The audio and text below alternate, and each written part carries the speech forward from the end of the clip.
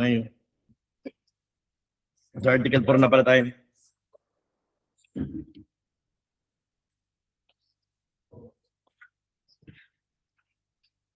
Nasa proximate ko sa pala tayo. Okay, so we are on Article 4 pa rin. Check codals pa rin. And we have discussed kanina on Article 4 yung aspeto ng criminal liability. And do not forget, I made a chart about 4 things like yung crime na i-commit, yung criminal o yung person na magkakaroon ng criminal liability tsaka yung civil liability. Medyo na-introduce na sa inyo yung concept ng justifying tsaka exempting circumstances natin kanina. Yung chart nyo kanina, saan ba yun? Wala na. Ito yung kanina nyo. Then we also talk about kanina yung sa person na aspeto. At ingat kayo kasi ang subject ng crime, yung may mga karapatan lang dapat.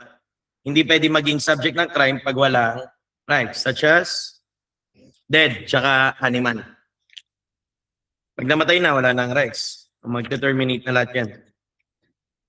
And then, chinek natin kung paano talaga mag-file ng kaso. Mag-iingat kayo rito pagka juridical and natural. Ito yung rule natin kanina. Pag juridical, pwede bang kasuhan? No, hindi pwede. What you should do? What you should do? Yung members, saka yung presidents dapat ng juridical entity natin. Pagka sa biktima, pwede ba kahit juridical lang? Okay, it will be sufficient to state the name of a juridical person. Okay, and then we have moved forward with the word. Nandun na tayo sa Article 4, paragraph 1 pa rin. We have already talked about that. Ito pala. By any person committing a felony, which is the wrongful act, na kahit ano palang maging resulta niyan, mananagot siya. Yun yung tinawag natin kanina na causa proxima, na basta direct, logical, natural. Cause, mananagot siya. Basta unintervene also. Dire-diretso. Ang problema natin kanina, yung mga intervening cause, nalala pa? Na pwedeng mag-cut ng original wrong from the result. And we all know ano mangyayari pagka ganon?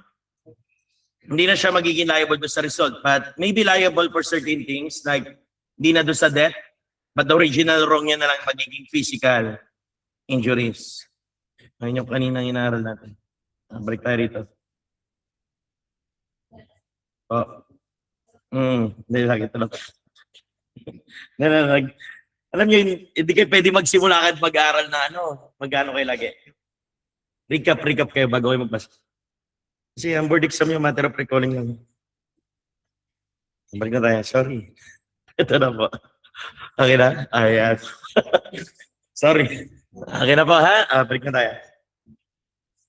Check mo nga ang linaw. Tayo na. Check nga ako. Ang linaw check. Grabe, parang Japanese eh.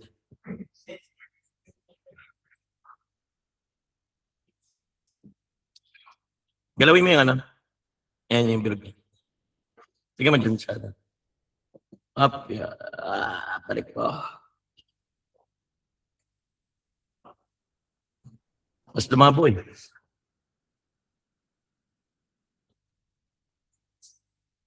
Yan. Sharp na. Okay na. Thank you. Balik tayo.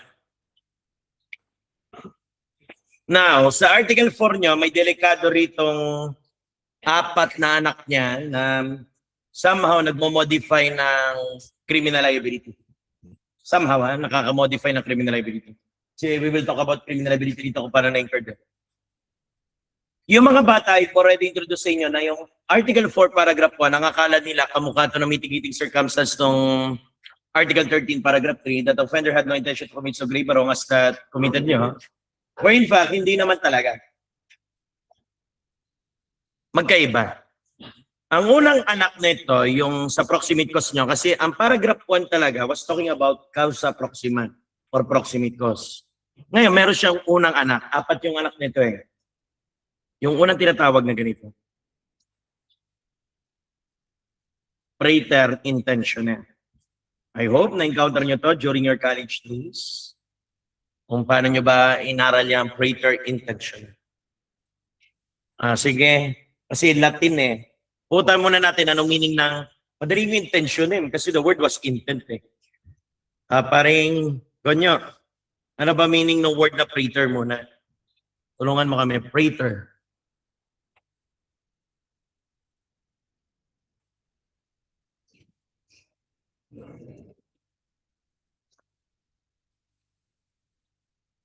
Gonyo, ano na tayo? Anong meaning ng praeter? Praeter lang. Google mo na praeter. Google mo na para ano. Marami kayo matutunan.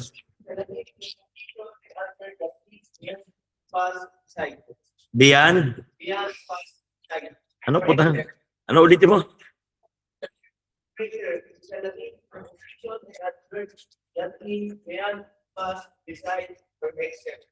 Yun dulo.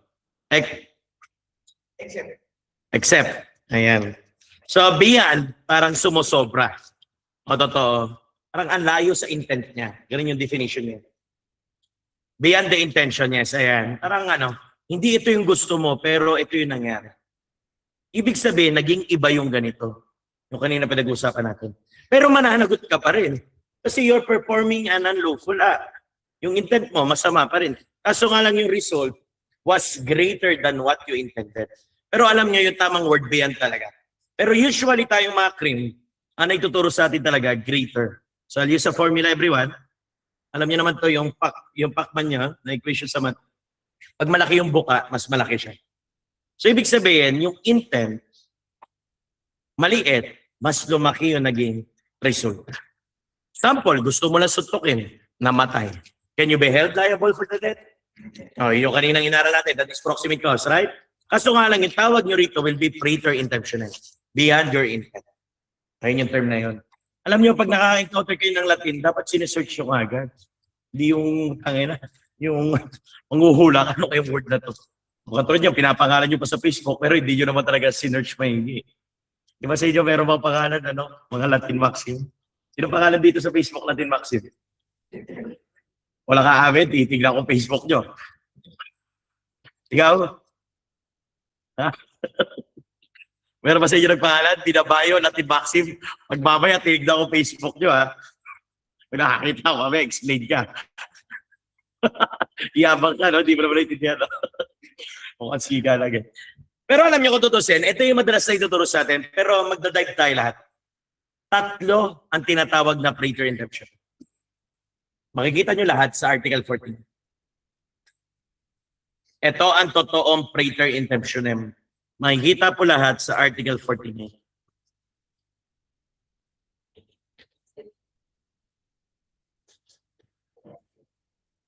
49, everyone.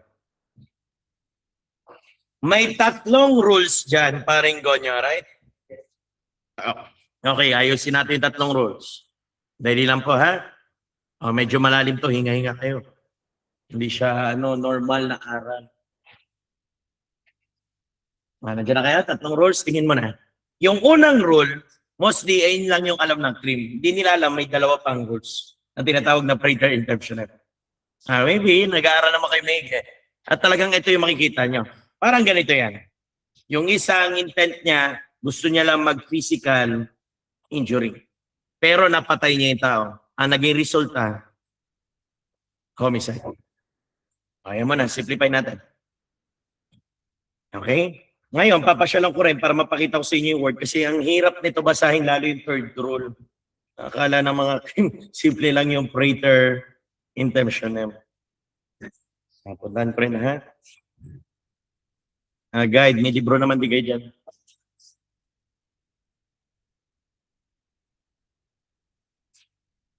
Ang totoong praeter intentionem talaga, makikita rito sa Article 49. Take a look with 49, everyone. Penalty to be imposed upon principals when the crime committed is different from what intended. Yun yung kaninang ininterpret ni Gonyo na term about praeter. It was beyond. Malayo doon sa kagustuhan ng principal na nag-commit ng crime. Now, this will be the following rules. Ito yung sinabi. At makikita natin, tatlo talaga yung rules to be observed. Kasi maapekto niya yung criminal liability. Una, yung 1 mo na intindihin natin. Tingin mo na, number 1. Sige, paring ko niya. Article 49, paragraph 1. The penalty is prescribed for felony committed be higher than Ups, the felony committed be higher. Ibig sabihin yung result na felony, mas malaki. Sige pa, to the that corresponding to the offense intend to commit. So parang ganito yung scenario natin. Mas malaki, higher yung homicide than physical injury. Okay, guess mo na idea? Okay. Makinig mo na may ganito. Ngayon, ang basis kasi natin, titingnan natin dito yung ganito niya. Ano pa mangyayari dito? Kasi sabi sa Article 4, tingin mo na tayo everyone. How criminal liability is incurred. Di ba? Ano title mo na gonyo ulit ng Article 4? criminal liability. Criminal liability charge. Oh, yan. Paano ba na-incur ang criminal liability? Ngayon, dito, ang problema nyo, kasi iba yung intent niya, iba yung resulta. Sa tingin niyo everyone, saan siya i-convict dapat? Saan ang basis ng kanyang penalty? Doon sa resulta or doon sa kanyang intent? Oh, parehas, grabe ka naman. Wala ka man ng doctrine of pro reo, kukin ng ina ka. Akala ko ba lahat ng interpretasyon natin pabor sa kriminal? Bakit ka ganyan? Oh. Oo, dapat sa physical injury. Tingnan niyo yung rule number 1 ulit. Guide ko kayo ha. Nandiyan ba kayo sa 1 nyo? Tingin mo na. The penalty corresponding to the latter. Alam ko may iba dyan, tungaw-tungaw pa rin. Siyempre, alam nyo dapat pag nagbabasa tayo, nakikita nyo na yung word the latter, former. Pag latter, yung huling nabanggit. Pag yung former, yung nauna nabanggit. O sa tingin nyo, ano yung huling nabanggit dito sa sentence na to? Or sa phrase na to? Again, the penalty to be... Screenshot ko na nga lang. Wag tanga-tanga ha. Tingin mo na rito. Para hindi mapahama. Okay. Ito yung unang nabanggit. If the felony committed be higher than... Yan yung nauna. Wala sa Google. Ayan, ito yung nauna nabanggit everyone. Tapos ito yung huling nabanggit. Dahil intended nung i-commit. Nakita niyo muna? Yung result, ito naman yung kanyang intended crime. Ito yung dito yung intended. Ano sabi ng batas natin? Anong first rule? Sa latter daw siya i-convict. Ano yung latter? Ano yung huling nabanggit? Yung intent. So therefore, dito natin siya i-convict. Okay naman na? Sandali lang, kalma lang.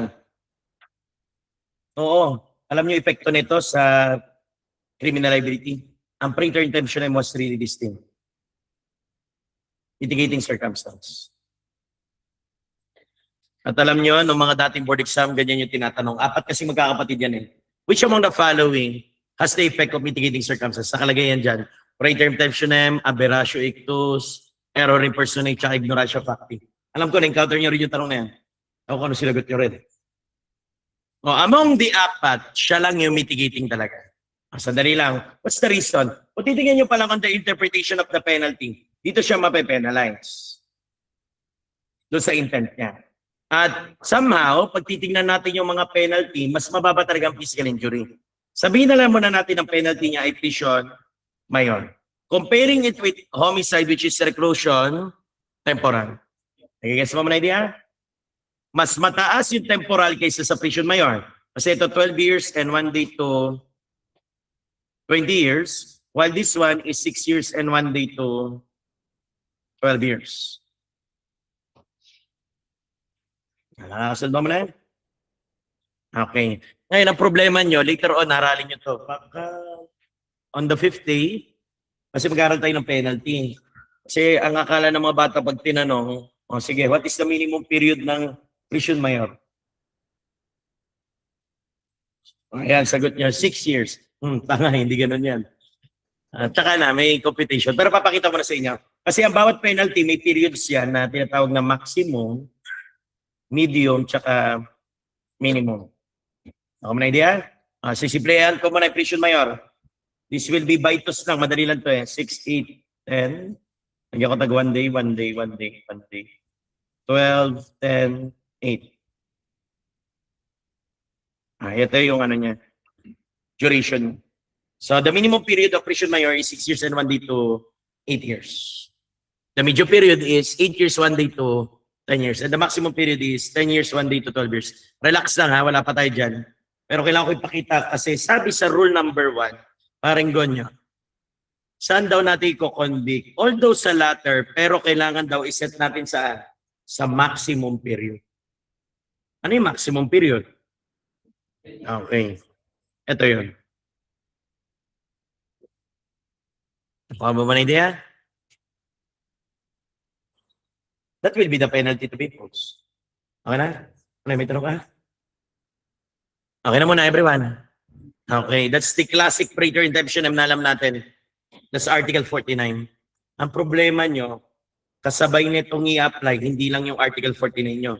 Kung ito yung naging rule natin dito sa Article 49, may isa pa na rule. Pupunta kayo ulit ng paragraph 3 ng Article 30. Isa pa ulit pagbaba. Isa pa ulit na mitigating circumstance. Because the offender here really had no intention to commit so grave. This is the commit so grave, which is homicide. Kita ba mo na? Paragraph 3, Article 13, pupunta kasi kayo. Sabi nyo, kailangan nyo na subtitle lagi. Para maintindihan natin yung bagay. Yung subtitle nyo, yung libro nyo, yung codals nyo. Again, paragraph 3. That the offender had no intention to commit so grave. Ito yon yung homicide. A wrong as that committed. Kasi ang intent niya lang, physical injury. Again, that the offender had no intention to commit so grave. Yung naging homicide.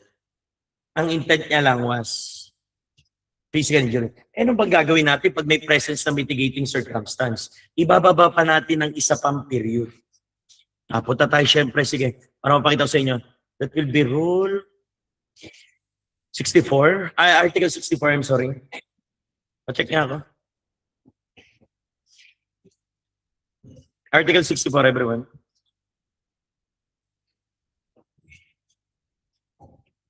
Ayan. Tapos punta kayo rito sa paragraph. Bababa ng isang period yan eh. Punta kayo rito sa paragraph 2. Katay mo na. Kung may isang present na mitigating, ibababa pa natin yan ng isang period. Pero hindi pupunta ng minimum literal ha. Kasi galing na tayo maximum. Diba tatlo yun? Kung galing ka na ng medium period, bababa ka ng minimum.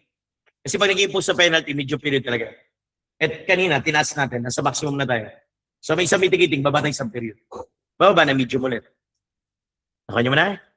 Ayan, baba tayo rito. Ayan. So the final penalty niya will be the medium period, which is 8 years and 1 day to 10 years. Kung akala natin ganun-ganun lang yan. Sige kayo. Praetor intention yari ka. May rule number 2 pa tayo. Relax lang. So anong epekto niya talaga? O titignan. Mitigating circumstance. Kasi rather na ma-convict ka doon sa homicide sa result, you were being convicted only for physical injury, then set to maximum period, mababa pa rin yun. Tapos another rule, mitigating circumstance ulit, paragraph 3, isa pang period ulit pa ba. So the final penalty will be medium period. Kaya? Ay, clear mo na. O, diba? Lalo nung iba'y praetor intentionem, ganun-ganun lang eh. Praetor intentionem. Patay ka, tas 3 pa yung rules. Kapunta tayo number 2. Relax na kayo. Yung masarap pag nag-aaral eh. Yung pagpiling mo, sobrang galing mo na, tapos may nalalaman ka ulit. Totoo yan, mas maganda yung ano, si Aristotle lang sabi niya na lang. The more you know, the more you do not know. May sumpa ang knowledge. And pag mag-aaral kayo mag-aaral, pag na-addict kayo mag-aaral, naku, dami nyo nga hanapin. Alam niyo na masarap, may curse ang knowledge. Ang sabi ni Thanos din kay Iron Man. Sumpa yung ano, talino, alam niyo kung bakit? Naintindihan nyo na yung bagay, tapos ng daming taong hindi nakakaintindi. Para kasi sinumpa. Nagiging deviant ka na eh. O, tignan nyo. Diba? Knowledge is curse. Ganyo. Balik tayo number 2. Rule number 2. Hmm. 49 ulit, number 2.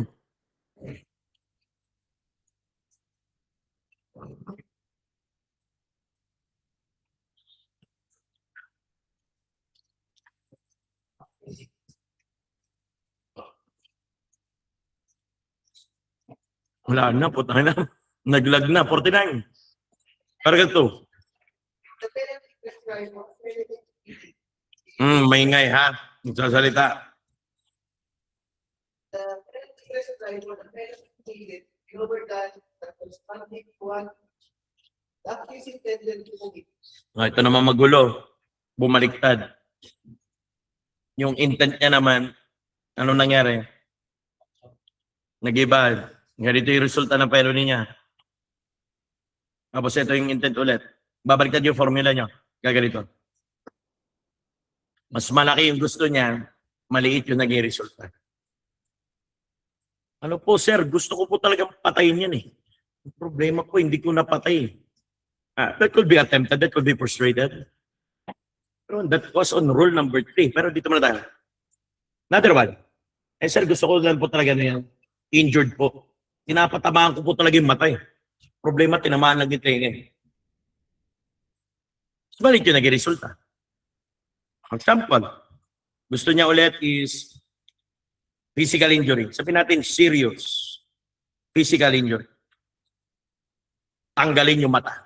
Talagang gusto sapulin ko. Ang problema, tinamaan lang, tenga.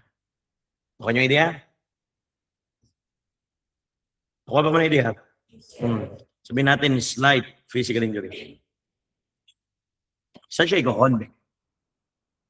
Doctrina pro reo ulit. Dito tayo. Mas mababa eh. Yun yung tinatawag niyang former naman. Nakita?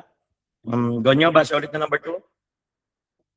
Patulong mo The na. penalty prescribed for the penalty needed lower than that corresponding to the one which the accused intended to commit.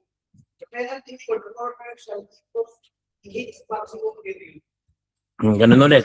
Maximum period nyo ulit. Tingin mo na ulit dito. Kasi ito, ang penalty na slight physical injury nyo will be arresto minor, which is 1 day to 30 days. Ganun din yan, common sense to. Meron niyang max, medium, minimum. Common sense. 1 to 10 days, 11 to 20 days, 21 to 30 days. Nakuha?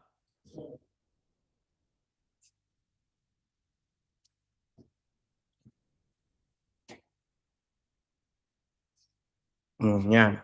Dito natin i-convict ulit. So, ang problema, pwede nyo bang gamitin ulit yung paragraph 3 ng Article 13 that the offender had no intention to commit so grave a wrong as that. Hindi na pwede. Pero at least, mitigating pa rin yan. Kasi convict ka rito, doon kayo convict kasi naman talaga result eh. Parang alam nyo yung rule number 2, common sense to eh. Kung ano yung act na perform lang, yun lang. Parang yung kanina, inaral nyo, gusto mo robbery. And ang resulta, malicious mischief lang. Dito ka na lang convict. Parang ito lang yung rule yan.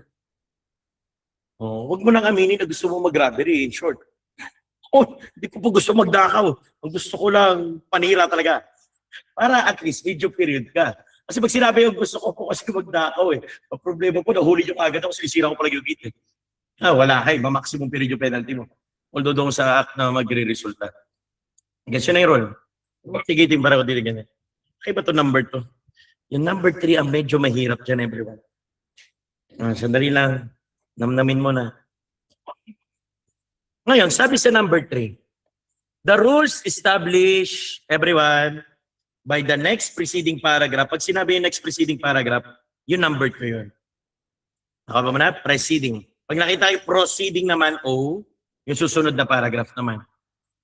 Iba yung preceding, iba yung proceeding, ha? Shall not be applicable if the acts committed by the guilty person should also constitute an attempt or frustration. Ito, inaral nyo na. Diba gusto mo pumatay? Kaso nga lang hindi mo napatay. Naging attempted na lang or frustrated. Hindi gagawin na i-convict talaga sa attempted or frustrated felony. Ayun yung inaral natin kanina. Ngayon, tingin dito, ayun yung rule number 3. If the law prescribe a higher penalty for either the latter offenses, ito na yung masakit. Hindi mo na maintindihan eh.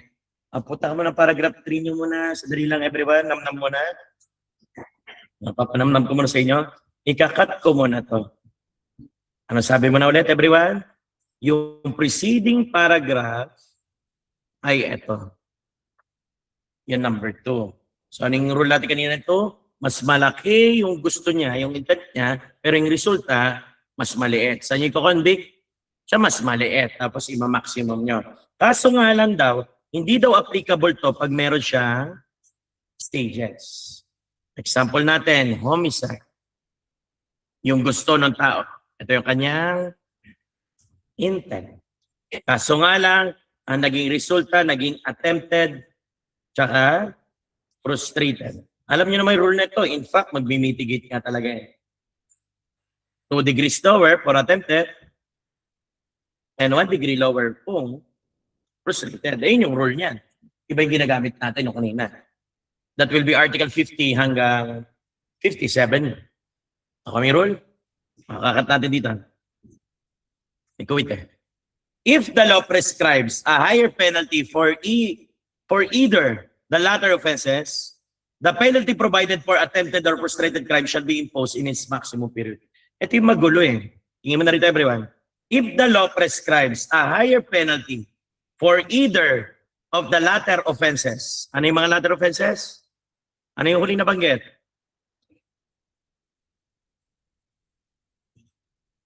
Everyone. Sandali lang. Yung masakit po tayo. Alam niyo, gulong-gulo rin dito. Sabi niya rito, if the law prescribes a higher penalty for either the latter offenses, meaning referring to this thing. Ako mo na? Which is attempted frustrated. In which case, the penalty provided for that attempted or frustrated crime shall be imposed in its maximum period. Eh kung ganito lang, ang gulo,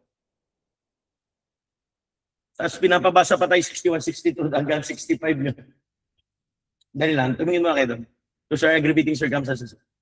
61 mo na.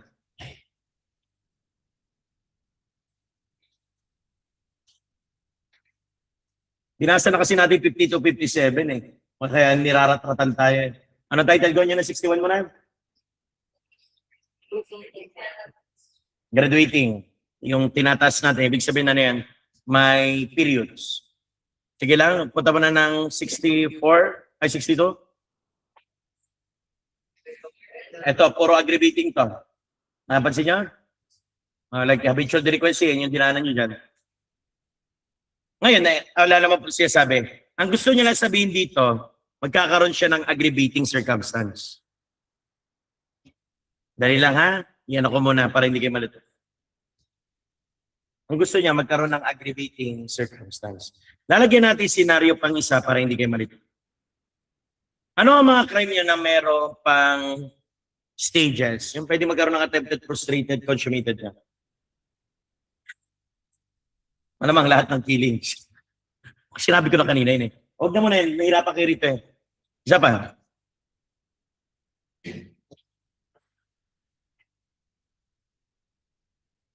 Sige na nga, yung killing yung mga lang. Kaso mahihirapan kayo.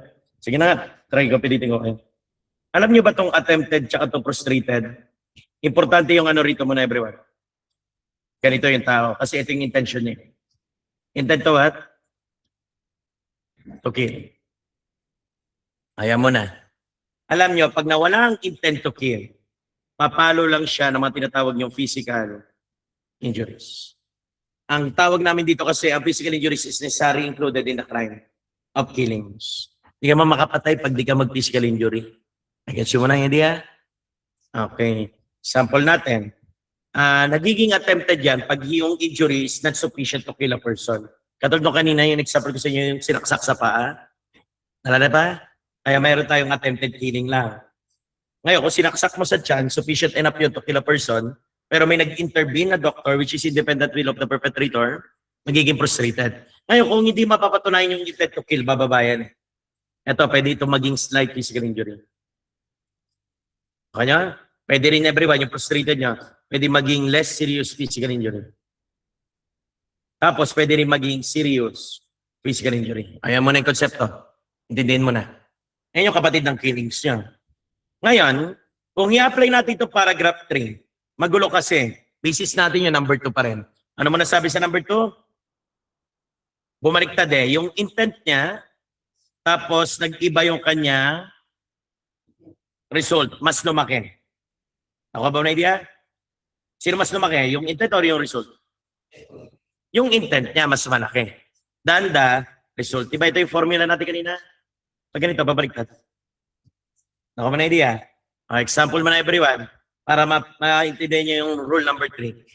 Ang gusto niya, intent niya everyone, sabihin natin patayin yung tao. Homicide. Nag-guess mo na idea? Kaso nga lang, no, sinaksak niya, sabihin natin, na-injured niya lang nakapiranggot. Kakasuhan siya ng ano doon? Attempted muna. Ayun naman. Attempted homicide. Nag-guess mo muna? Reading ko ha?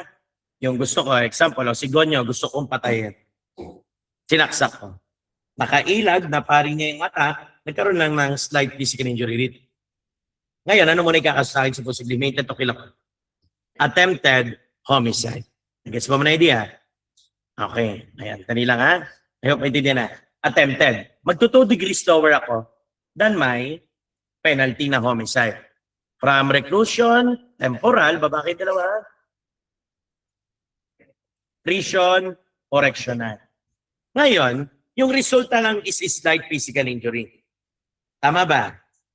Ano yung penalty nyo kanina kung nag-attempted homicide tayo? Kung attempted homicide?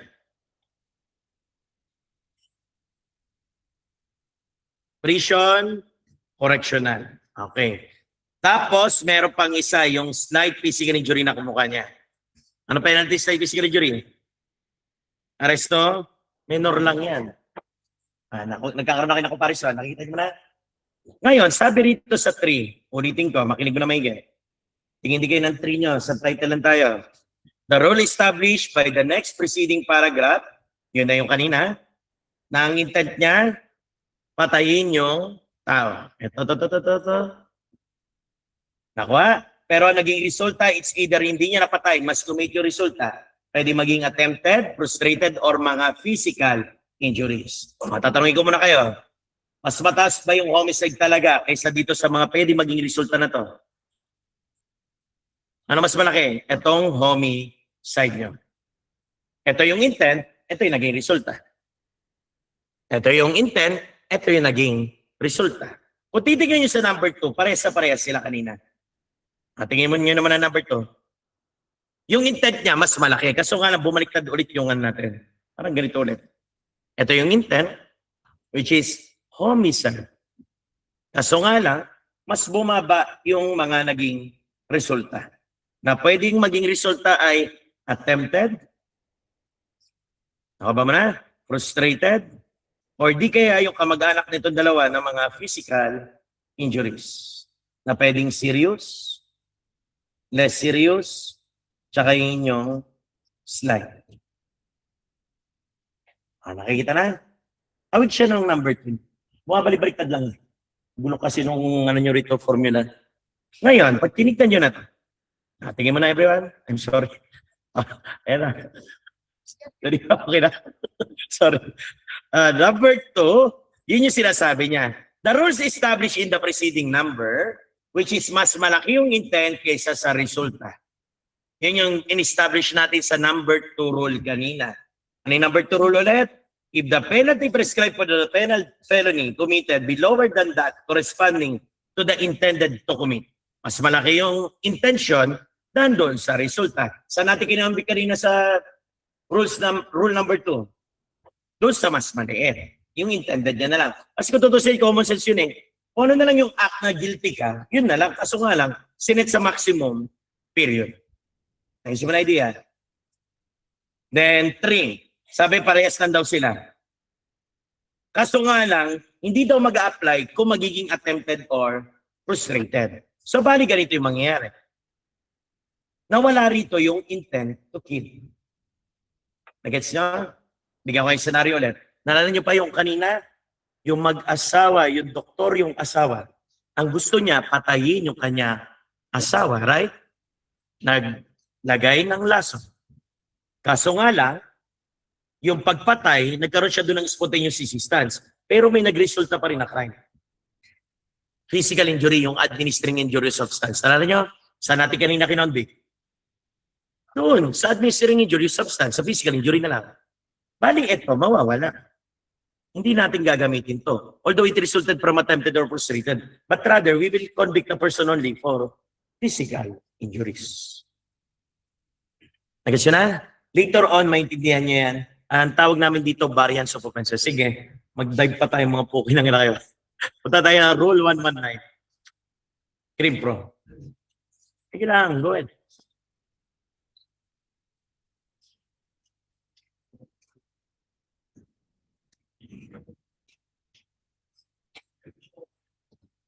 When a mistake has been made for charging an offense. I think it's section 19. Check ako. When mistake has been made. Tama? Ayan. Diyan muna tayo. Alam niyo minsan, nagkakamali sa court kasi we are appreciating criminal liability. Sinabi ko sa inyo na sa court tayo na ito eh. Yung judge, nahihirapan di mag-impose ng penalty kasi ganito yung rules. Parang kay judge to eh. Pag pulis naman tayo, kakasuwalan natin, bahala si judge mag-impose ng penalty, siya mag-interpret niyan. Eh tayo, file lang tayo na file ang kaso. Kaso aralin din natin, sayang. Sabi sa section 19, minsan nagkakamali. When a mistake has been made for charging the proper offense. Gonyo, pag-guide kami muna. Section 1. After a period of less than Uy, 19. 19.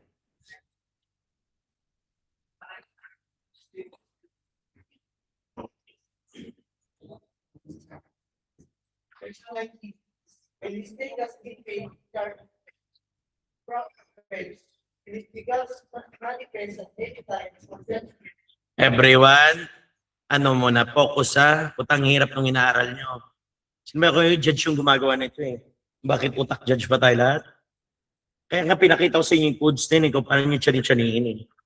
Again, when the mistake has been made, When the mistake has been made regarding the proper offense, and it becomes manifest at any time for judgment that a mistake has been made regarding the proper offense, and the accused cannot be convicted of the offense, judge or any other offense necessarily to them therein. Accused shall not be discharged if there appears to cause to detain him. In such case, the court lesser. shall convene the accused to answer for the proper offense, the original case upon the finding of the proper intervention. Ewan ko, nagigits nyo ba yun? Medyo masakit, no? May tinatawag doon necessarily included. Parang ganito na, sisimplihan ko muna, ha? Example, everyone. Chinarge ako for, let us say, rape. Ayan. But during the trial, hindi napatunayan na nag-rape ako. Sa tingin nyo, ano yung kamukha ng rape kanina? Yung necessary included. Yung ginagawa talaga ng mga rapists bago mang rape. Ayan. Iko-convict na lang ako sa acts of lasciviousness din. Nagets nyo? Parang ganito rin yun. Nagets mo na idea? You will be convicted for the lesser offense lagi. Pro reo lagi. Another one, para maintindihan nyo pa ako. I think it's on Rule 110 also. Pares lang ng approach to eh. Pero pag nagpapasa na tayo ng complaint, ito maganda-ganda.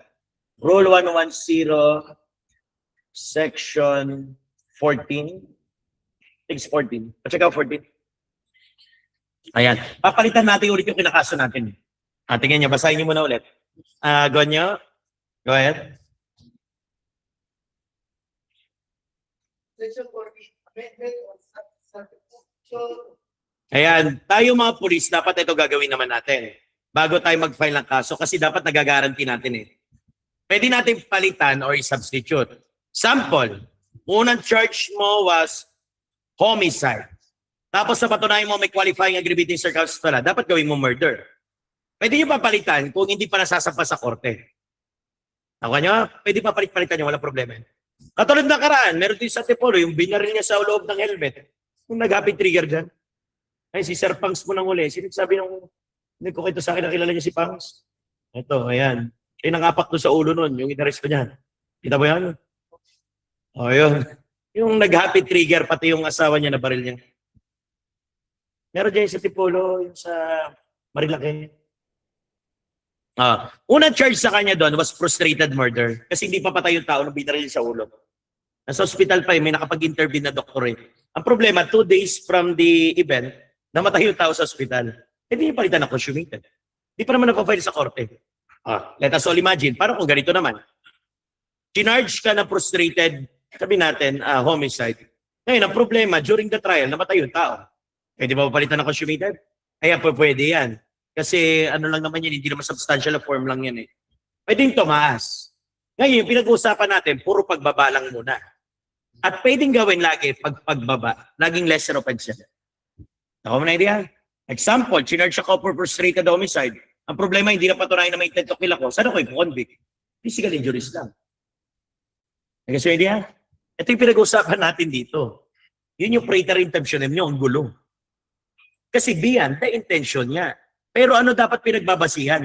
Yung resulta lang talaga kung tutusin. At kung meron man doubt sa result at sa intent, dapat yung pinakamababa ibibigay natin. Ayun yung pinaka-shortcut niya. So ganito muna, alam ko nahilo kayo. Ang prater intention, tandaan nyo lagi, mitigating. Piliin natin yung mas mababa.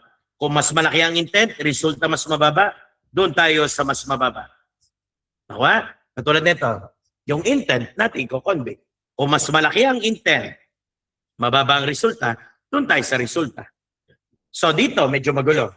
Malaki yung intent niya, pero pwede daw maging attempted frustrated, pero hindi na daw doon i-convict kasi hindi nga pwede dyan. Ibibisigan injury na lang na wala ibig sabihin yung intent to kill.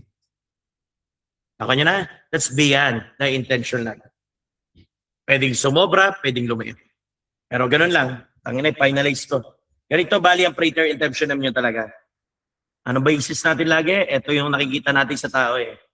Pero kailangan basihan natin yung guilty act talaga. Dali lang. Tingin mo na rito. Versus result. Yung nakumit niyang felony. Resulted correct. Unang rule. Paano kung ganito? Mas malaki ang intent, mas mababang resulta. Saan nyo dapat i-convict? Okay, dito tayo sa result. Okay yung idea? What if ganito naman? Mas mataas ang resulta, mas mababang intent. Dito tayo. Ganun lang yung rule eh. Tapos yung isa yung magulo, yung third rule natin. Kasi nagiging attempted frustrated. Kung yun ay nangyari, doon na natin i-charge kasi bumaba naman talaga yun eh. Ang problema, pag nawala yung intent to kill, like yung sa killing nyo, di i-physical injury natin, laging pababa. Yun yung rule natin. So, in short, your prater intention is always mitigating circumstance. Okay na? That's Article 49. Ang common na makikita nyo laging ito, akala natin ito lagi. Where in fact, marami pa pala. Akala natin rule number 1 na lagi. Okay na? Hindi naman mahirap eh. Basta yung mababa pipiliin. Mahirap lang basahin yung Article 49 talaga. Ito ko po tangin ng gulo-gulo eh. Pero makikita nyo yung pinaka-intention niya, mitigating lagi. Okay na? Next one. Pangalawang anak ng topic natin. Tsaka pangatlo. We have what we call as aberratio. Ictus, tsaka error in personate. Magkapatid itong dalawa na topic.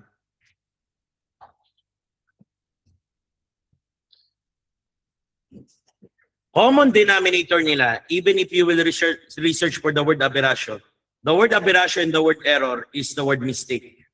Nagkamali. Aberratio. Error. So, common denominator of the two is the word mistake.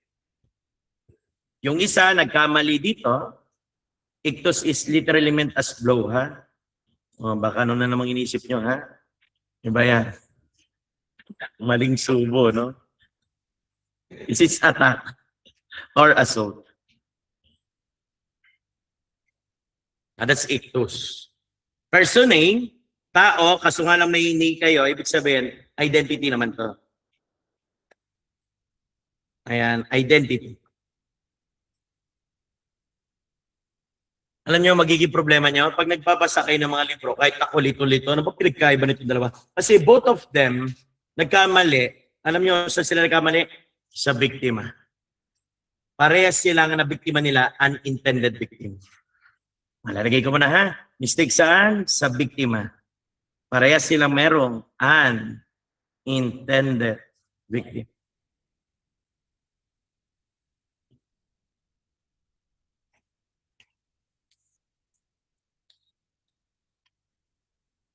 Pag aberratio ictus, ganito yung grammar niya. The attack or assault landed on the unintended victim. While mistaken identity, the victim is not the intended victim. Ang gulo, di ba? O kaya magkamukha. Parehas silang common denominator, unintended victim. Or the other word is not the intended victim.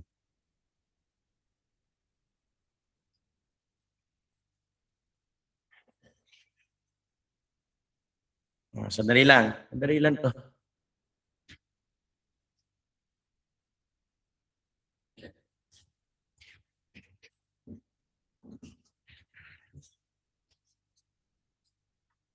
Saan si Mau? Mau, nasaan ka? Mauricio. Medyo hawig kayo ni Padulyo, no? Pares mo puti. Baka magkapatid kayo, di mo lang alam. Ay, si Mau. Tapos si Padulyo. May pinagkaiba nila. Haircut, no? Okay na lang.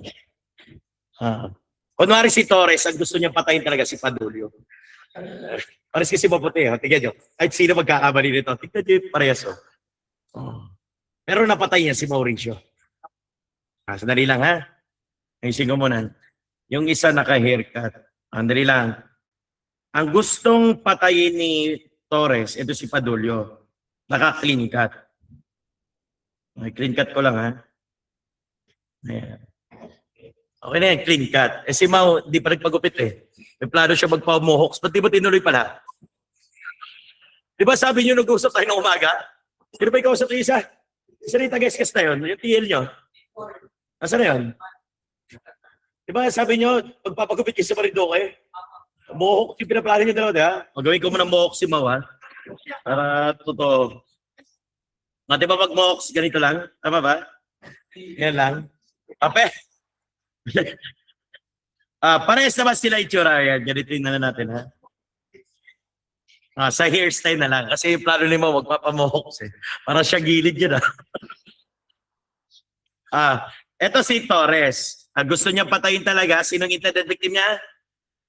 Eto yung kanyang gustong patayin. Si Padulyo nyo. Intended victim. Lagyan natin pangalan. Paano yung Padulyo mo? Double L? Okay, ganyan? F. Okay. Tapos ito si Mau. Mauricio. Ito yung kanyang unintended victim. Okay niyo man idea? Para hindi kayo malito. Ngayon, ito si Torres na. Nung babarilin niya na to si Padulyo nyo. Ang pinapagkamala niya mapatay, si Mau. Kasi parehas si maputi, parehas yung stance, parehas pahihatot. Ay sino magkakamali? Ang napatay ni Torres, ito si unintended victim. Ito na-eliminate niya. Hindi niya napatay yung actual intended victim niya. Anong tawag dito, everyone? Aberratio ictus or error in personing. This is error in personing. Gigess mo na? Okay. Paano naman kung ganito? Makinig ko na maigi. Binaril niya, ito si Padulyo. Ang problema, hindi niya tinamaan at tinamaan niya ibang biktima. Yan yung aberratio ictus. Tignan nyo, parehas na parehas. Malilito kayo. Ngayon, may gagawin tayo para hindi mo na kayo malito. Saglit lang po, kalma lang. Relax lang. Behave lang mo na behave. Punta mo na ako rito, ha? Dali lang.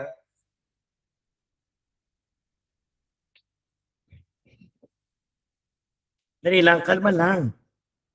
Huwag kayong makulit, naglalaso ng ganyan. Relax lang. Lagyan natin senaryo pag aberratio ictus dito. Tingin mo na ha. Ito si Torres. Binaril niya everyone.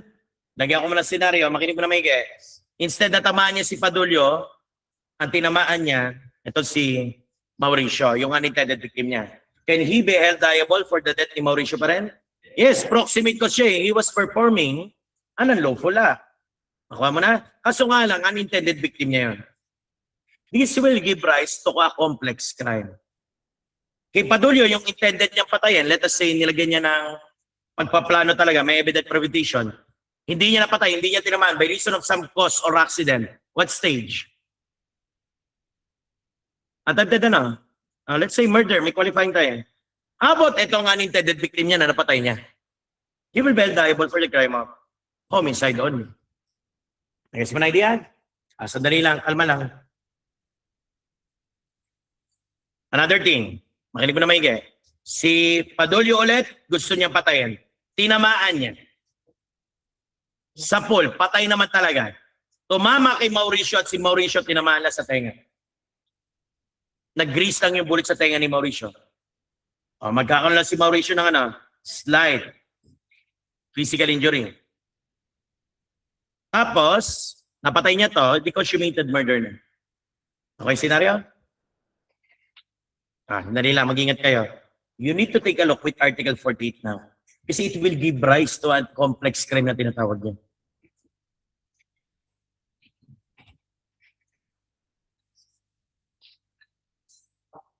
There was a single act. Binaril niya. Ang problema yung may tinamaan siya na unintended victim. At dalawa na yung senaryo niya. Yung una, attempted murder, hindi niya tinamaan yung kanyang intended victim, but rather tinamaan niya is the unintended victim. Namatay. Naging homicide. Yun yung unang senaryo niya. Now, take a look with Article 48. What will be the penalty for a complex crime? It was stated there that when a single act constitutes two or more grave or less grave. Alam ko, matalino na kayo, kakaralan natin ng Article 9. Is attempted murder grave or less grave? What's the penalty for attempted murder? 2 degrees lower. Or reclusion perpetua. Prison mayor. Okay. Is it grave or less grave? Grave yun. How about homicide? Consummated homicide, reclusion temporal, is it grave? Grave din yun. Pwede nyo ba i-complex? Yes, kasi sabi ng batas, it could be grave or less grave only. Pwedeng grave, grave. Pwedeng less grave, less grave. Pwedeng grave, less grave, less grave, grave. Basta grave or less grave. Pwede nyo i-complex. Nagigets mo muna. Bigyan pa example na pwede i-complex. What if ganito? Tinamaan niya si Padulyo. Nagkaroon ng injury, malala. By reason only of the doctor, magaling yung doktor, nabuhay. We all know that will be frustrated. Nakaba mo na yan?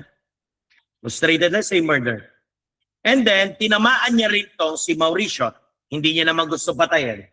Ngayon si Mauricio, nasa hospital din, basag yung bungo, matagal pang bumalik. Ibig sabihin, sufficient enough na mapatay din. Will that be frustrated homicide?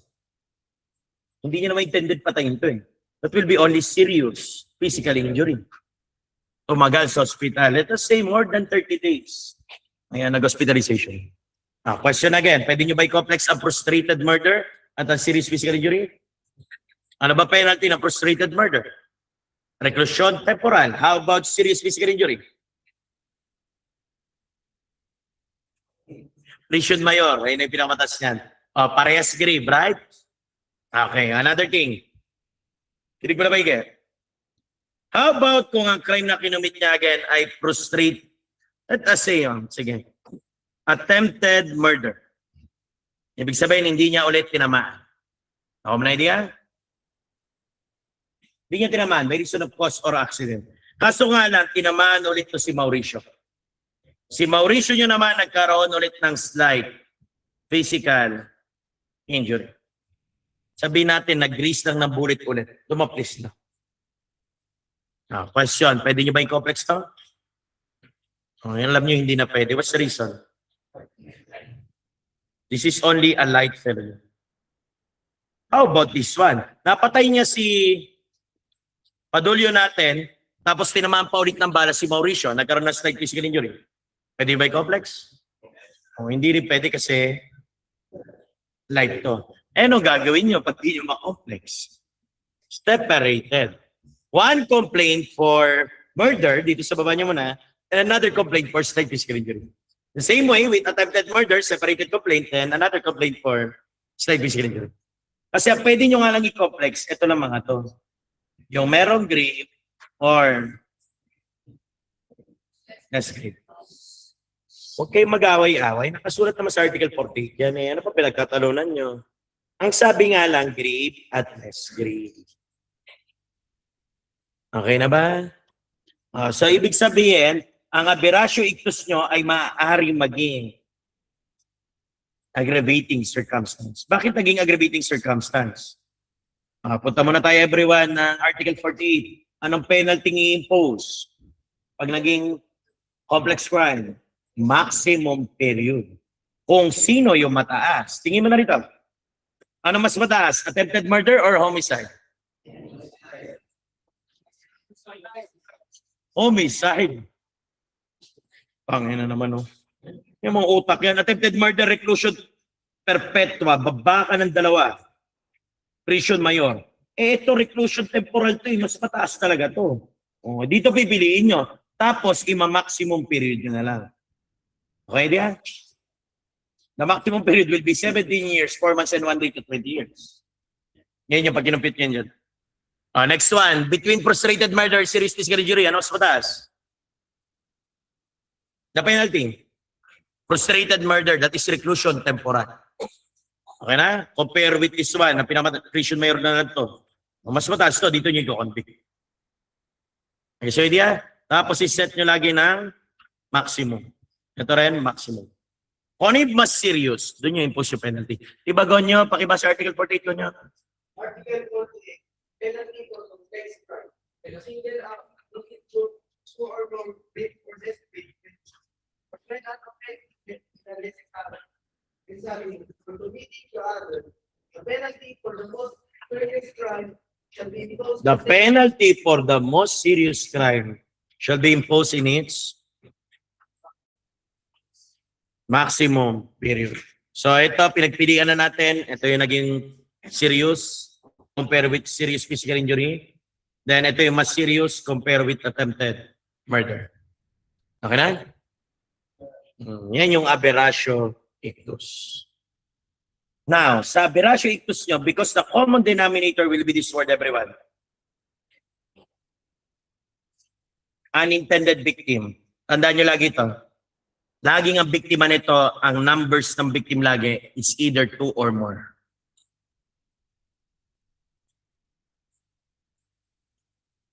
Nakaba ba na idea? While compare in error in person ninyo, ang numbers ng victim dito laging isa lang. What's the reason? Tingin mo na rito everyone ulit. Kunin ko muna ulit itong ating facts.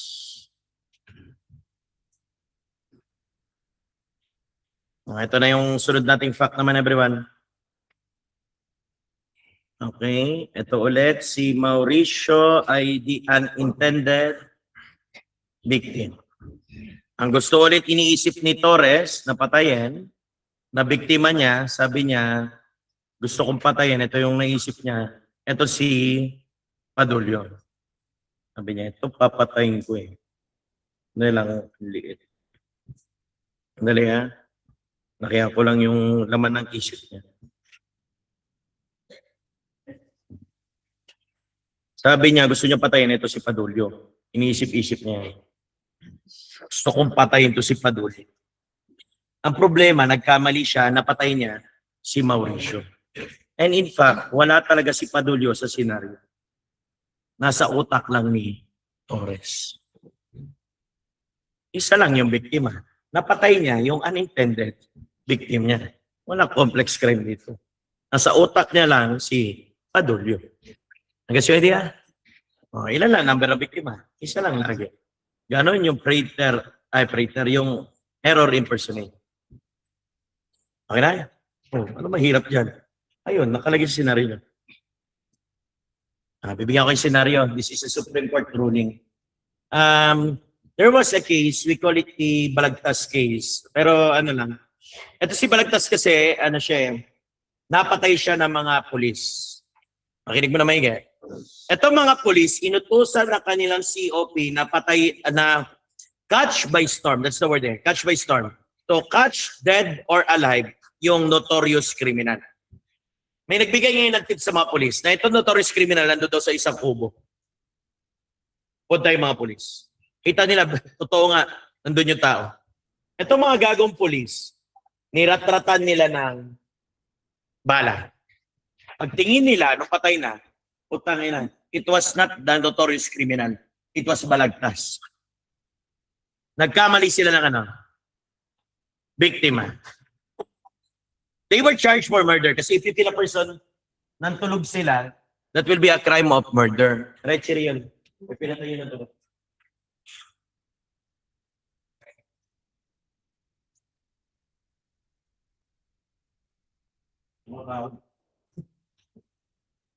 Pinatay ko, ewan ko kanino yun. Pakilabero, no? Store eh. Ngayon yung mga police, sabi nila, ang unang depensa nila, nag-perform na daw silang duty. Hindi pwede. That's abuse eh. In fact, tulog eh. Pwede nyo i-verify kung sino man yun eh. Pangalawa, sabi nila, sumunod lang daw sila sa order. Pilit nila gina-justify. Sabi Supreme Court, hindi, tartado kayo. That was error in personnel. Mali ang ginawa nyo. Abusado kayo, pinatay nyo, tulog. Murder pa rin. Ngayon, ito gusto ko ipakita sa inyo. Yung error in personnel nyo, in fact, depende sa senaryo eh. Kumbaga, pwedeng mitigating, pwedeng aggravating. Katulad sa mga police, aggravating, treachery, inappreciate. Eto, tingnan nyo muna ito senaryo na to. Ang gusto patayin, pinagplanuhan ni Torres sa patayin, si Padulyo nyo. Kaso nga lang, ang napatay niya, unintended victim, si Mauricio. Pwede bang i-appreciate yung evident premeditation niya? Hindi. Magiging homicide lang to. Nagets mo na? In fact, bumaba rito. Kasi gusto niya murder. Ang nakomit niya, homicide. Mitigating naman to. So, nakadepende. Nagets mo na? Kung paano niya appreciate yung circumstance. Pero hindi ka lalagyan ng rule. Kasi depende nga eh. Kung aggravating, nakadepende sa senaryo. Kayo magbabantay. Anyways, wala pa naman kayo doon sa mitigating aggravating. Okay naman yan. Clear mo na tayo dito. Ayan, ang aberratio ictus at ang error in personnel.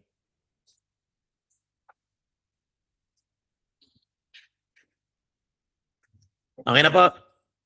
Okay. Now, pang-apat na anak. Ito lang ang nagtatangi among apat na anak ni proximate cause na walang criminal liability.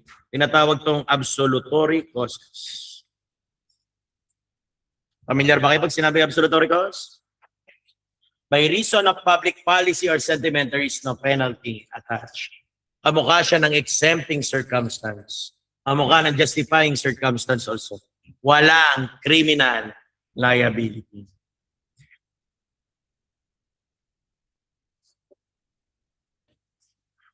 Okay mo na?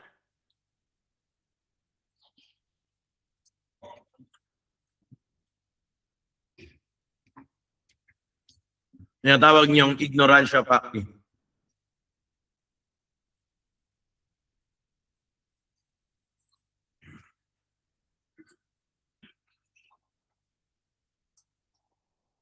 At syempre, kung walang criminal liability, dudugtong yung word na to. Ignorancia facti excusat.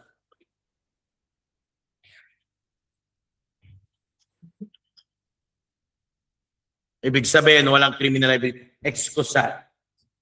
Excuses. Ignorance of the fact. Huwag kang dudugtong, maglulok ka pa. Ha? Ignorance of the fact. Excuses. Tinatawag nito in English as honest mistake of fact.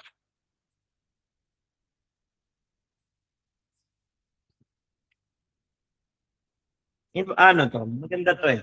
Ang pinakakilalang kaso rito, nandiyan din niya kay kay Reyes. Ganyan, nabasa mo ba to? US versus Achong. Punta ka article 4 mo. Tapos browse mo lang. May makikita ka dyan si Atchong. This is the landmark case of mistake of fact here in the Philippines. Diba article 4 mo, tapos forward ka lang. May makikita ka dyan, Atchong.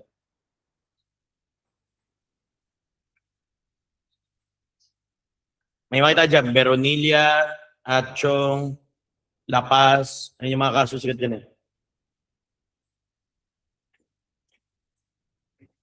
Ito ma? Sayang yung libro mo, no? Di binabasa. Alam mo nung college ako, lagi kong hawak yan. Paborito ko yung book na yan eh. Wala pa akong criminal law, 1 first year pala ako nagbabasa na ako. Ngayon yung different. Bahala ka. Yung nagbabasa eh. Ito ba? Bagal mo. Page 88 yata yun. Ano page mo na? Tingnan mo 88 mo.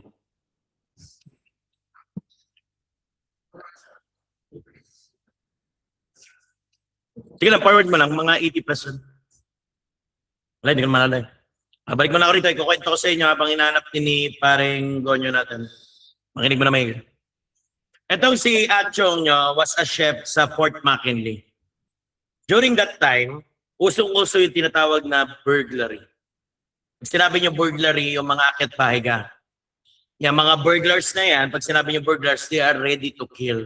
Mangraransak ng bayan, tapos papatayin lahat ng mga hadlang doon sa plano nila. Grupo ng mga robbers, that's burglars.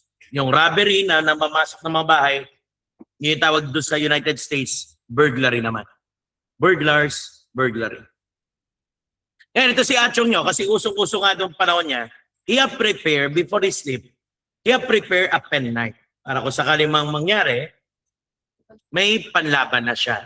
At ang ginawa niya, bago siya matulog, yung pintuan niya, hinarangan niya ng upuan. Now, isang gabi, biglang yung pintuan niya, ayun na, gano'n na gano'n, kumakalabog. Believing that it was a burglar. Kaso binerify mo na ni Atchong, sino yan, sino yan. There was no response. Pagkos, mas lumalakas yung kalabog ng pintuan. Parang kumakatok pero pakalabog. Like, sino matakot? Makita mo na yung upuan, umaatras na eh. Si Atchong, nagsabi ulit, warning ulit, pag pumasok ka rito, may mangyayari masama. Pero kabado na, hawak niya na yung kutsilyo niya. Pangatlo ulit, kumalabog, putang ina, pilit na pumapasok.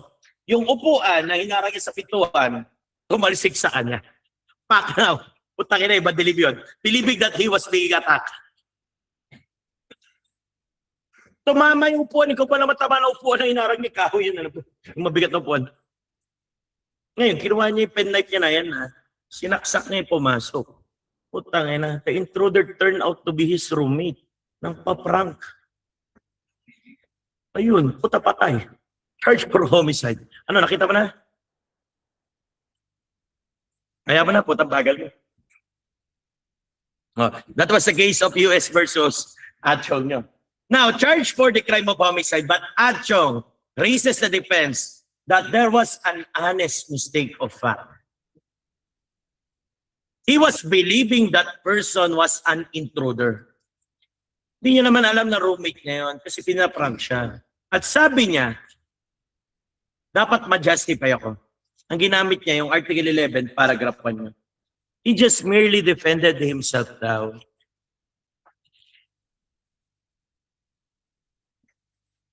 At may tatlong requisite, right?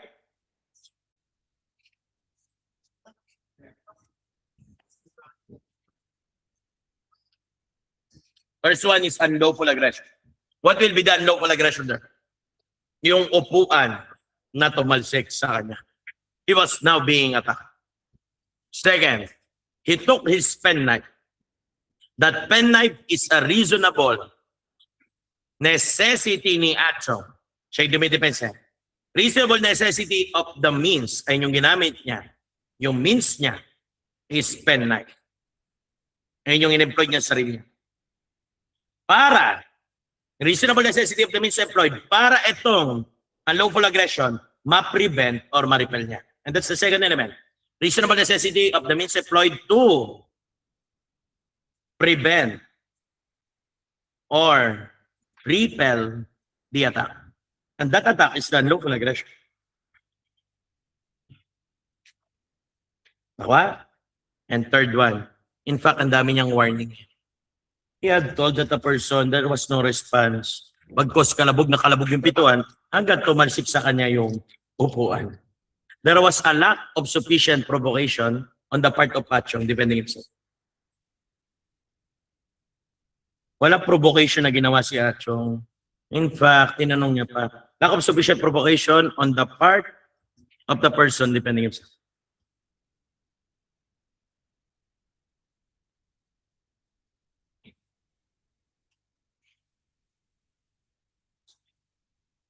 Okay na? O yan, justified si Achong. O yan yung generation nyo, yung tinatawag natin prank. Pero nga niya nakaraan, sumikat eh. Nagpa-prank sila, kidnapping. Tapos, nung kinidnap nila, may pulis daw buwibili ng pandesal, retired police. Na live barrel, putap, kikitilid sila lahat eh. Load-load sila. Hindi po, prank lang po to. Buti na lang. Meron pa yan sa Facebook, dami yan yung nagpa-prank na, no, birahin na natin. Tapos pala yung niloloko nila, pulis pala. Sila ang binira. Sa United States, makikita nyo naman yung napaprank na horror. Yung may hawak na axe, tapos naka ano, paskara ng clown. O, tapos may isa, puta, baliw din. Tinutukan niya eh. Sinuntok niya eh. O. Eh, yun yung prank nyo. Pag nagpaprank ka ng buhay, puta, buhay mo rin kukunin dyan. At tulad ako kay Achong nyo, this is a classic case. Ano gawin nyo, puta, yun na natapos ko na kwento, di ba na natagpuan? Nangya ka? Kaya ko ba?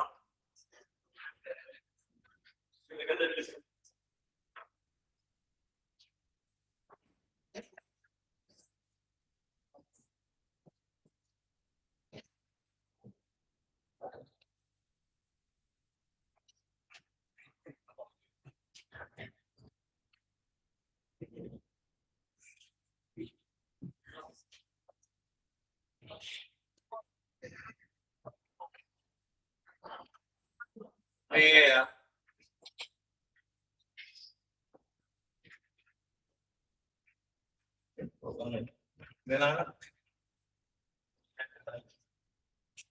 Pero yun yung kwento niya ni Ate.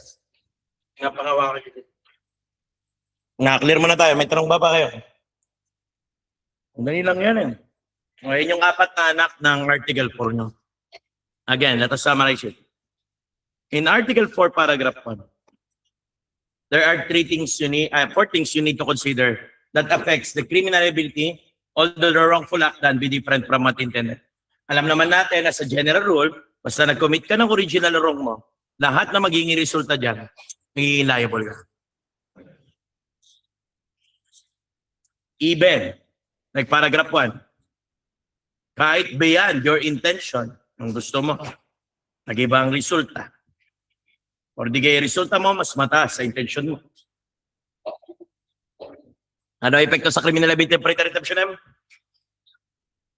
Mitigating circumstance. Kasi rather than be convicted doon sa, kunwari, malaki intent mo, mas mababa yung result, doon ka sa resulta. O ano yung mas mababa? Beyond your intent. Pangalawa at pangatlo, magkapatid, we have aberratio ictus. And we have error in personae. Ang mahirap lang dito yung error in personae kasi depende yung application. Pwedeng mitigating, pwedeng aggravating. Pero i-assist ko lang muna, depende kung paano i-appreciate. However, aberratio ictus might be also an aggravating circumstance. Lalapan, yung intended victim niya, ano niya rin, tapos meron pang unintended victim. There could be 2 or more victims here. While in error in personae, isa lang talaga yung biktima niya. Then pang-apat, ito yung kakaiba, we have ignorantia facti, excusat. And that word is the pattern excusat. Ibig sabihin, kamukha siya exempting justifying, but we will call it an absolutory cause. By reason of public policy sentiment, there is no penalty attached. That's the meaning of absolutory cause. Walang criminal liability insured. Wow. Ayan. Kasi tatanungin din ganyan eh. May nakita ko niya, I think it's 2018 board exam. Which among the following is an absolutory cause? Tapos nakalagay ulit yung apat. Yung absolutory cause nyo, yung ignorance facti lang. Okay na? Okay. Yung paragraph 2, saglit na. Dali lang to. Okay. Let's proceed with paragraph. Supposedly, didiscuss ko to pag nasa book to kayo dapat. Kasi may hirapan din kayo. Article 4, paragraph 2. Yan yung medyo mahaba dyan. Pero discuss na rin natin. Kanina, medyo tinap ko to sa attempted stage nyo. Mukha sa siyang word na cause or accident, kaya nagiging attempted, hindi na po-produce yung felony. But in fact, in impossible crime, that's impossible crime, everyone, yung paragraph. But in fact, impossible crime was not really a crime. Hindi siya crime eh. Wala siya kasi sa book to. Ibig sabihin, minsan nakukulangan siya ng elemento kaya hindi niya ma-produce yung crime. There was really an inherent possibility. But however, itong impossible crime, na-adapt natin to sa ganitong school of thought. This is a positivist doctrine. Ano bang goal ng positivist? I-reform, rehabilitate ang criminal. Like pag classical nyo, ano yan eh? Retributive. Ngayon, that you realize that the person here in impossible crime, nagpakita ng tinatawag na criminal propensity, criminal tendency, masama yung utak niya. Gustong gamutin ng revised penal code na although wala kang crime na na-commit, it was really impossible. Dapat i-penalize ka pa rin namin. Unang-una, delikado ka sa ganito. Society. There was a presence of a social danger. Delikado yung tao. Another thing is nagpakita siya talaga siya ng degree of criminality. At mapapasa nyo to sa Article 59. Ayan, kapatid ng Article 4, Paragraph 2 ay Article 59. Tingin mo na sa Article 59, yung muna yung pagbabasihan natin. Gawin nyo? 59. Article 59. And that need to be posted to pay the crime because the aid. So, are possible. Ayun, are sought to be impossible. Sige lang po. When the person can be commit an offense to ready purpose, the acts of further execution. The same, but nevertheless, the crime was not used by reason. The fact that the act of Ito yung reason ha. Delikado tayo. May narala tayo kanina na reason natin ba't hindi na po-produce yung felony. It's either attempted or frustrated. Nalala ba? Anong reason nyo? Ba't nagiging attempted ang felony? Okay, cause or accident. How about frustrated? Independent will of the perpetrator. Alam natin na should or would produce a felony. Kaso nga lang, may cause or accident tsaka independent will of the perpetrator. Dito, iba yung reason ng impossible crime niya. Kaya medyo, alam nyo, hawig siya na frustrated tsaka attempted. Yung kanina sinabi ko kanina. Nalala nyo, nag-attempted tayo? Kalimutan niya. Nangyari kayo, sinulat ko doon sa may attempted nyo. Sana yun? No, tangin ng layo na. Ayan o, sinulat ko rito. Iba yung reason ng impossible crime nyo, merong inherent impossibility. Pero alam nyo, meron pa yan, dalawa pang rason. Tinatawag natin employment of inadequate or ineffectual means. Babasahin mo ulit ni Paring Gonyo, tumingin mo na kayo sa 59. Gonyo, balik ka doon sa word na reason mo muna.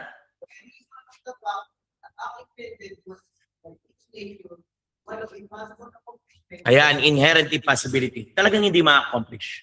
Sample, you kill a person who is already dead. You cannot kill the person who is already dead. That is inherently impossible. By its very nature, you cannot kill a dead person. Nakaba na idea? Or, Gonyo, direction. Wala na, hihilo na yata si Gonyo ah. Ano, kaya pa ba?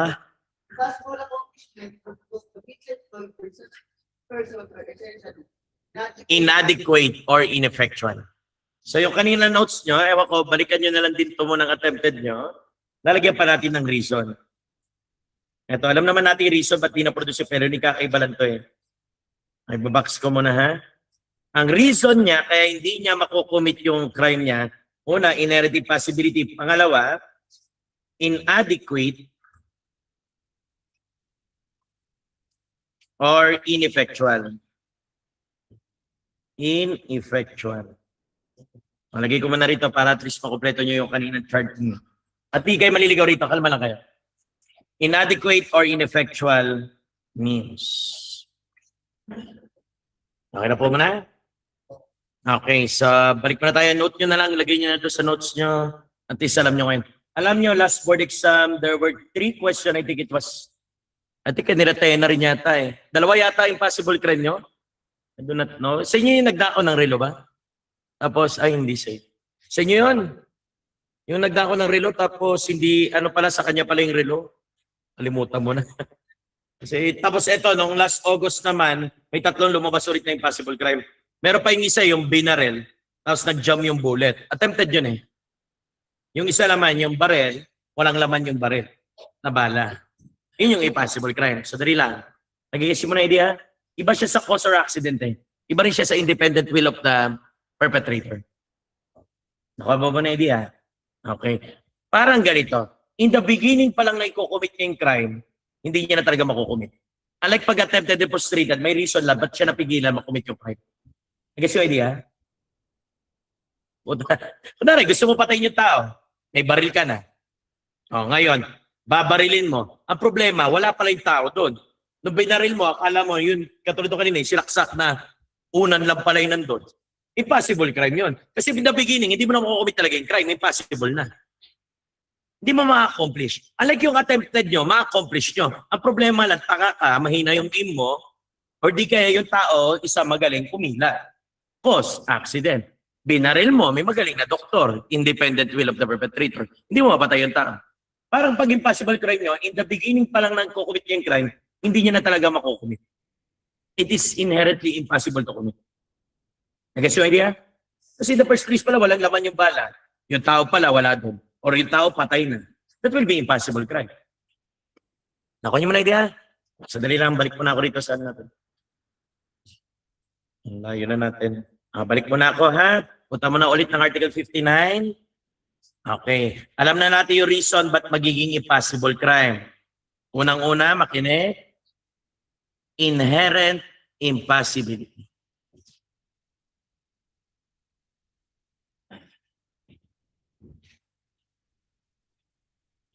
Pangalawa at pangatlo, inadequate means. Pangatlo, ineffectual means. Ako mo na idea? Ang layo ng rason niya sa attempted tsaka sa frustrated. Attempted, cause, accident. Frustrated, independent will.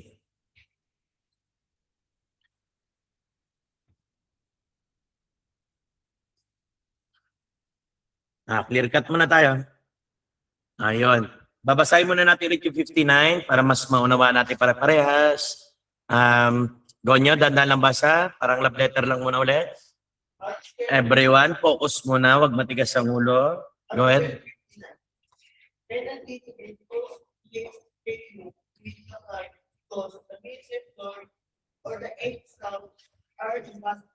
Yun pa lang, nakikita na eh. Anong reason natin? Bakit maging impossible? Inherent impossibility, inadequate, ineffectual. Nandun pala sa title, makikita nyo na eh. Sige, go ahead. Diba? The person was intending to commit an offense. Nagsisimula pa lang siya. Pero nung gusto niya i-commit yung crime, hindi niya pala talaga makukumit. In the point of the beginning pa lang talaga. Na may masama na siyang utak ng mens rea na hindi na pala siya pwedeng magpunta ng objective phase. Magre-remain lang siya sa subjective phase. Kaso nga lang, kailangan natin punish kasi masama yung kanya utak. May degree of criminality. Kakaiba yung ganito niya. Yung mens rea niya. Sige, diretso mo muna. As already performed, the acts for the execution of Yun. Nag-try siya mag-attempt, nag-try siya mag-frustrate, nag-try siya mag-consummate. Pero in the first place niya, hindi niya talaga ma-attempt, ma-frustrate, or ma-consummate yung crime. Kasi, ganyan. but nevertheless, the crime was not Hindi talaga mapoproduce yung crime. Anong reason by the fact of what? Go ahead. That the act intended was by nature must By nature, one, impossible of its accomplishment, that is inherent impossibility. Next, because the means employed by such person are essentially not inadequate. And, produce the result desired by the court oops, hindi ka binanggit eh. Yung ineffectual mo. Inadequate or? to produce the result. Yun lang, inadequate lang ba nakasunod yan? Wala yung ineffectual? I'm sorry. Sa Article 4 pala yan. Sige lang, go ahead lang. Which the result desired by the court, having in mind the certain danger and Ayun. criminality shown by the offender, shall impose upon the penalty of arrest of priority or violation. Alam nyo na to yung penalty, ha? Arresto mayor and a fine of 200 to 500 pesos. Hindi na amend noong 10591. Ito yung naging issue. Alala niyo ba yung 10951 nyo kanina? Iba yung multiply lang natin sa 200 lahat. Oh, ganyan kalupit yung mga legislator natin. Nag-amend na lang, hindi pa namin yung 59. Kasi pag tinignan nyo yung article, ay yung RA 10951, wala talaga 59 doon. Nakita ko nga sa Facebook. Ganyan kaganda to. Diba ito yung pinakamalaking amendment sa buong RPC? Malala pa? Oo, ginalaw niya lahat. Tingnan niyo, ginalaw lang. Article 9. Article 26. Wala nang Article 59. Rumekta na ng 114 hanggang 365 yan. Bitin. Hanggang 365 lang naman dyan. Bitin ibig sabihin. Hindi niya namin. So what is not included is therefore excluded. And what is not included or excluded is therefore not included. Pare-pares lang yung word. Hindi kasama in short. Sandali lang. Balik na tayo ng Article 4. Ngayon, naititinan natin na ang impossible crime was really a positivist concept and the penalty here is for the sake na gamutin yung tao kasi nagpakita siya ng ganito. Having in mind of the court na delikado yung tao, there was a social danger at meron siya degree of criminality. Nakuha? Now, in Article 4, it will try to explain there that the person will still incur a criminal liability kasi may penalty. Diba? Anong title ng Article 4 mo na ulit? Ganyan. Article 4, criminal liability. Ibig sabihin, may criminal liability pa rin yung kahit impossible crime. Kasi positivist. Loko-loko ka, may mens rea ka, may degree of criminality at delikado ka sa tao, kahit yung crime na hindi mo makukumit talaga, in the first place pa lang na magsisimula ka, it was by its nature inherently impossible to accomplish. Bibigyan ka pa rin ng penalty. Nakuha? Now, unahin natin itong word na inherent impossibility. You go with Article 4 muna. Again, in Article 4, Paragraph 2, by any person committing a felony, which will be an offense against person or property. Remember this word. Pam-person, tsaka pang ganito lang to. Hindi nyo pwedeng i-apply to sa iba. Yan lang ang may degree of criminality at social danger. Hindi na pwede yung iba. Let's put a scenario. Sabihin natin si Abyog ulit. Ito si Abyog, syempre pagod na sa review. Nagkaroon tayo ng passes. Dumaretso siya sa yan. Sabihin natin yung paano. Ano bang highway yan? Sumulong Highway. Pumunta siya doon sa Olfac. Hindi we call it Olfac eh. May taga-Olfac ba rito? Saan ka? Olfac Antipolo? We call it Olfac eh. Alam mo yan ha? Tigilan po ako ha? Nakwento lang sa akin ha? Hindi ko rin alam eh. Kwento sa akin ito eh. We call it Olfac. Basta, wala naman yan. Ito si Abyog ngayon. Ayan. Dala-dala yung sasakyan niya. May pumara sa kanya. Sir, chicks. May bugaw, pumara. Sir, meron po rito mga fresh, kolehiyala po. Mga nursing po. Magaling po to mag-nurse talaga. Ano po to? Magaling mag-caretaker. Sige, kuha siya ng babae. Sinakay niya ng sakyan. Ang problema, nung si Abyog niya, nasakyan na, nanggigigil na eh. Hinihipuan niya na yung babae. Where in fact, kinig mo na maigi, yung babae ay hindi pala babae. X-Men. Marami yan doon. Alam mo rin yan. Daming X-Men doon. Mga dating lalaki. X-Men. Dating lalaki. Kaya X-Men eh. Ang problema, nung inipuan niya, nakapa niya yung isang cambio pa eh. Puta na loko cambio. Question, will that be an impossible crime? Oh, nag-guess kayo agad. Takina. Error impersonate nga yun eh. De, charot lang. Hindi error impersonate. That will not be an impossible crime. What's the reason? On that scenario, that's Article 336. Ano ba yung crime na nakomit niya, Bib mo na? 336. What is the crime under 336? In acts of lasciviousness, will it be committed by either sexes? Yes. Saka, in fact, atras kayo onte sa 333 nyo. That is crimes against chastity under Title 11, right? Anong sabi lang natin? Crimes against person or property. Ngayon, ito mo na-inculcate nyo sa mind nyo na hindi kayo pwede magkaroon ng impossible crime pag ibang title yan. Dapat person, property lang.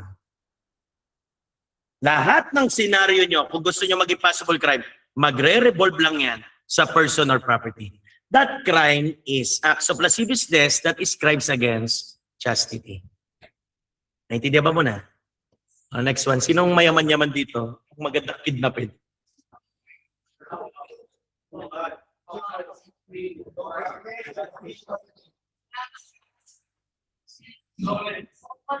Si Torres? Sige. Si Torres na lang.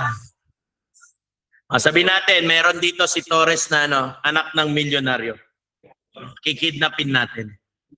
Yung ba yung Torres na isa? May isa pa Torres dito, di ba? Ayan, si Torres. Dudukutin si Torres.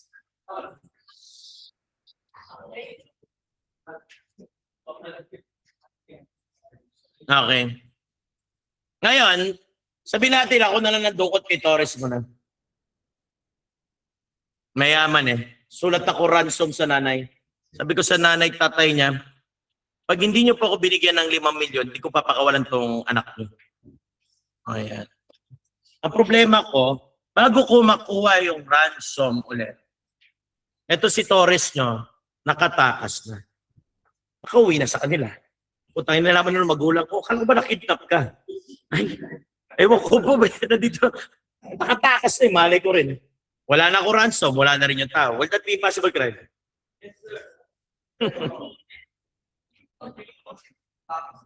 Is kidnapping under what title of the crime? That could be found under 267. Article 267, bro. No, tingnan sa taas. This Title 9, Crimes Against Liberty and hindi rin pwede, ibig sabihin. Nakuha niyo ba man idea? Hindi rin pwede. Okay naman idea? So ano mo na ibabaw sa utak? Person, property. Person, property. Ay, isa pa. Sinong magjowa rito? Babae, lalaki. May nakita. So, gawin pa. Sino may jowa? Kasi yung jowa mo? Turo mo. Ayun, o yan. Apelido mo, madam? Locilia. Ha? Cilia.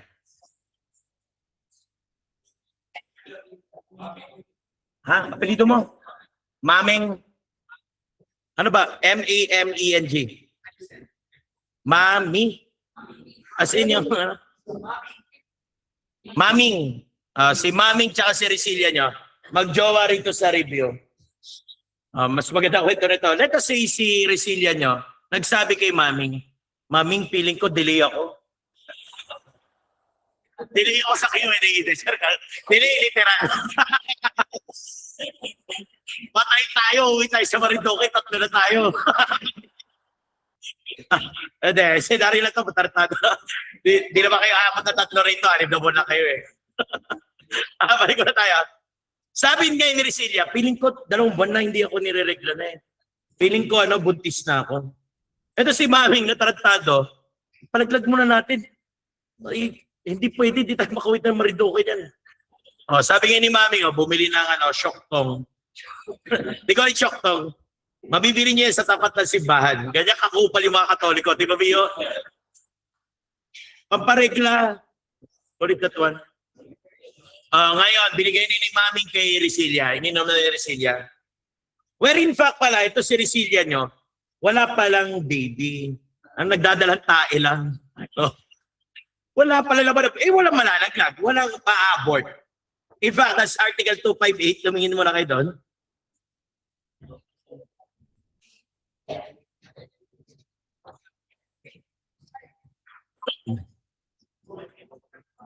Abortion practiced by woman herself or by parents or by other person yan. Okay lang yan. Makakasuhan din ng abortion siya doon. Kung sakali man. Ang problema nga, walang baby. Hindi pala, delay na, baby. Wala namang palang laman. Wala makukumit na abortion. Tignan nyo muna yung abortion nyo. Saan title yan? Person ba yan? Okay. Next question. Will that be impossible crime? The answer is no. Dali lang, relax lang. Last resort ang impossible crime nyo. Hindi nyo pwedeng ikaso to kung meron pang ibang naging resulta. Sa tingin nyo, pag pinainom ka ng kahit anong substance at nagkaroon ka ng injury, ano magiging crime? Yung kanina nyo, yung physical injury, yung 264 nyo kanina. Ako administering injurious substance mo na. Yun yung ikakaso sa.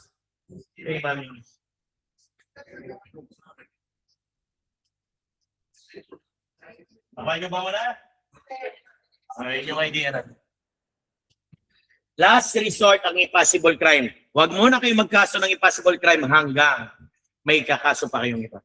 Alam nyo, nangyari ito na nakaraan sa, I think it was late or summer. May babaeng namatay na, parang 2 weeks ago na namatay. Maganda yung babae. Ito mga gagong lalaki, may sakit na re-rapin pa rin yung patay. Sandali lang. This is another scenario. Check nyo muna ulit. Sandali lang. Re-rapin nila yung patay. Alam nyo, grabe sa balita. Inuuod na yung babae, ni-rape pa rin nila. Patay na. Sandali lang. Sandali lang.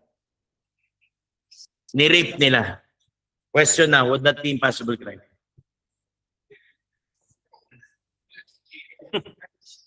The answer will be no again. They already know that the person is already dead.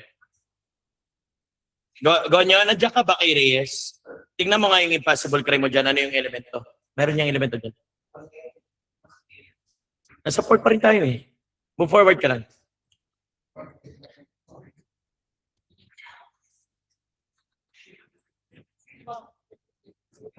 Huwag kayong maingay. Kalma lang, ha? Hindi pa rin impossible crime yun kasi they already know that the person is already dead.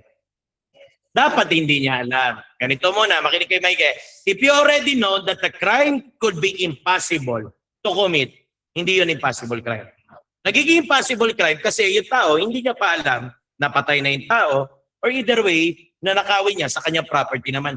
Pag alam niya, walang impossible crime nun. Kasi having in mind niya dapat yan eh. Ito kasi yung importante. Ngayon, if you already know na hindi niya na makukumit, wala rin impossible crime. Kung meron na siyang ganito.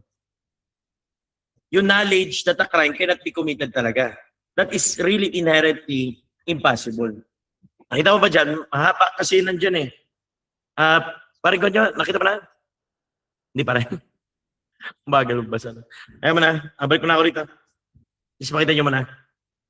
Unang elemento, person property. Dapat wala ng ibang crime na makukumit at dapat hindi niya alam. Okay? Titignan nyo muna lahat yan. Bibigyan ko muna ng scenario. It came from the Dean of San Beda. Yan natin, mas maganda ito scenario ni Sir. Ni Dean Riano to. Patay na si Sir. Ganito yung scenario ni Sir. Ito, mas maganda to. Merong spinster tsaka boy niya, hardinero niya. Pag sinabi niyo spinster, ano, matandang dalaga. Yung patron sa registrar niyo, spinster tawag doon. Matandang dalaga. Ngayon, ito matandang dalaga na to, tuwing natutulog, naguhubad. Etong hardinero, laging nagpipip. Ano ba? Naninilip. One night, hindi niya na mapigilan yung urge niya. Umakyat siya sa taas ng kisame.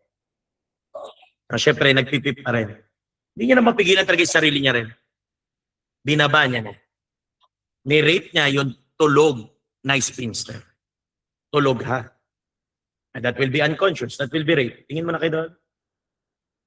Sorry, 266 na siya. That's one of the way of committing rape. If the woman is deprived of reason or otherwise unconscious. Have you seen it? 266 na siya. Makikita niyo dito. Makita ba mo na? Okay. However, etong babae, hindi niya alam na yung spinster already died of syncope. Ayun yung nilagay yung scenario eh. Pag sinabi yung syncope, that's the sudden stoppage of the heart.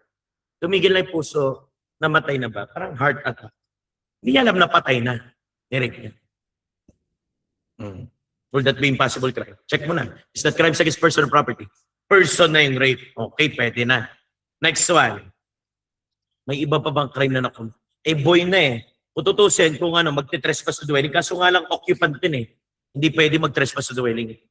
Next one, may knowledge pa siya na patay na yung babae? Okay. That will be impossible crime now. O yan na, kompleto nyo na. Kasi there was an inherent impossibility. Makinig ba yung at dalawa lang to. There a physical impossibility. Patay na yung tao. You cannot rape a person who is already dead. The same way, you cannot kill a person who is already dead. I will give you an example. This was a scenario na na Supreme Court nyo at totoo na to in Todd versus CE. Ito yung kasong maganda. In Todd versus CE. Ito si Intod niya, they wanted to kill a person. May tinawag sila doon, pwede ba ituro mo sa amin saan yung nakatira tong tao na to? 4 sila noon eh. They were carrying rifles. Yung mga baril. Ngayon, ang pinoint out na ng tao na, opo, ito yung bahay niya yung kubo na yan. Nalali ba? In-peppered nila agad ng bullet yung kubo. Niratratan nila ng bala. Peppered yung term. Where it turned out that the victim was not there. The victim was on the other town. Yun ang problema.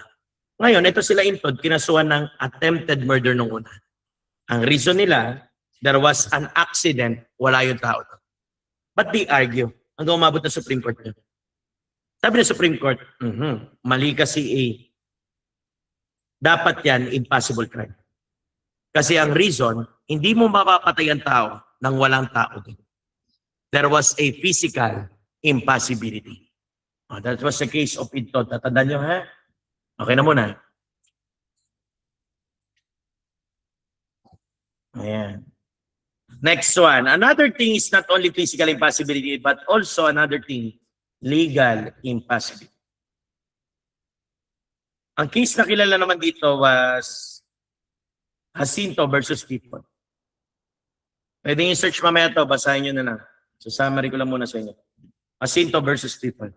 Pagka ganyan, bumaliktad na yung apelido, nanalo yan. Nanalo sa kaso baga. Para maintindihan nyo. Pag People versus Jacinto, natalo ng people of the Philippines. Ito si Jacinto nyo naman is similar with a sales agent.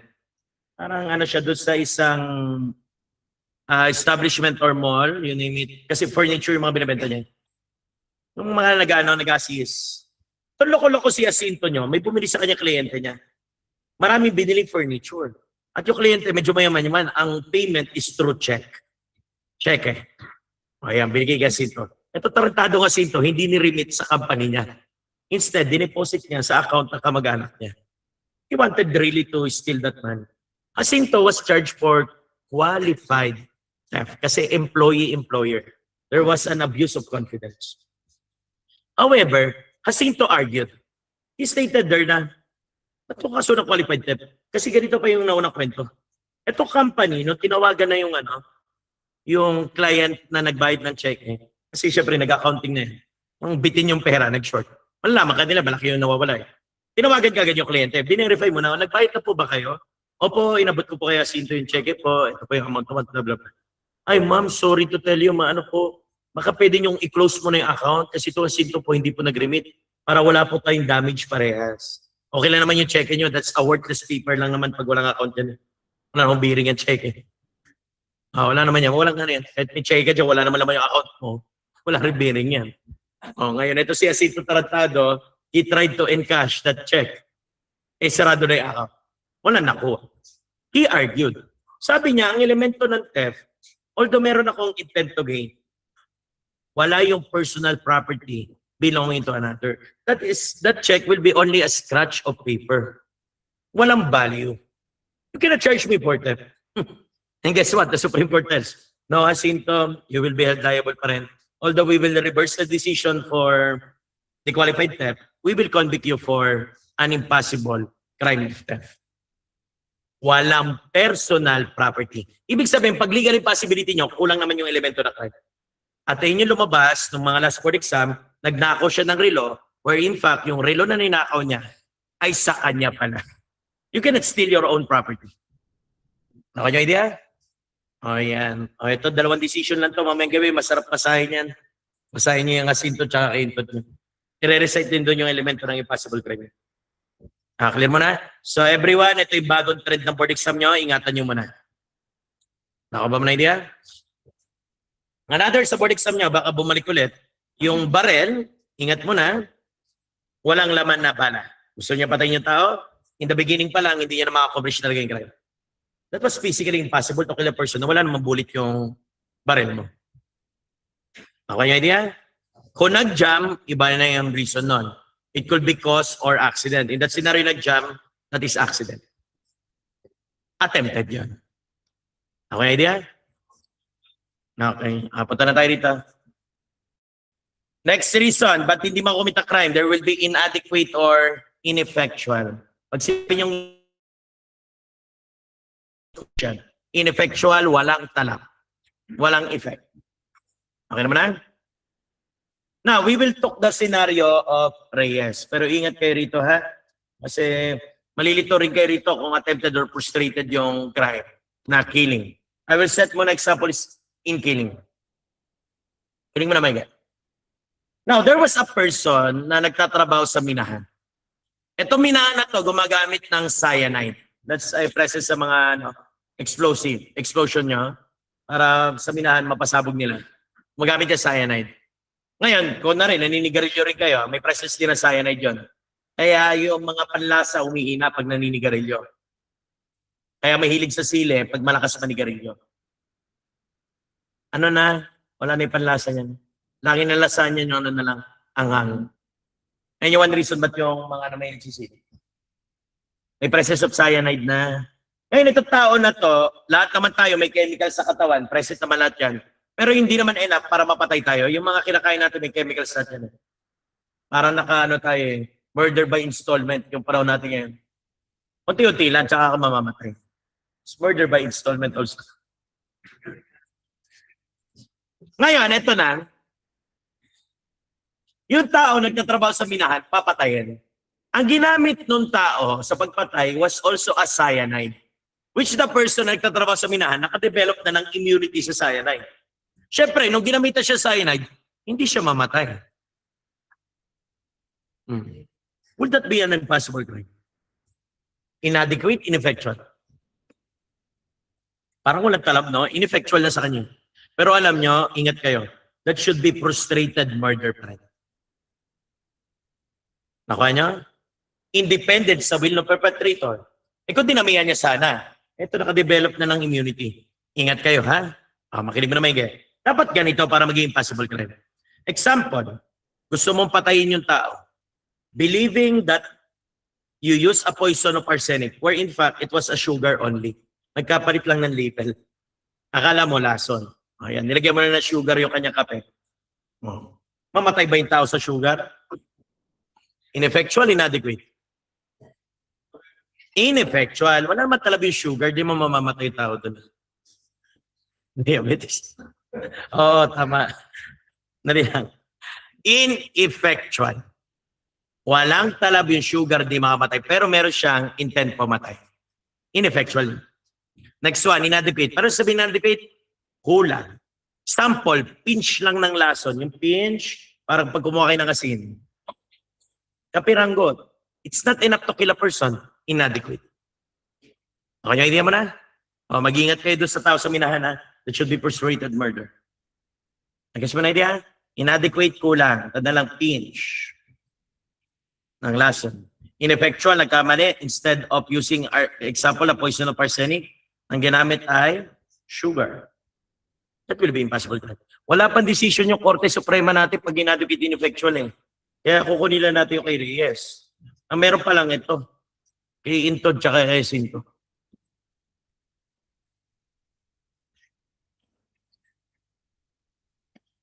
Clear muna tayo.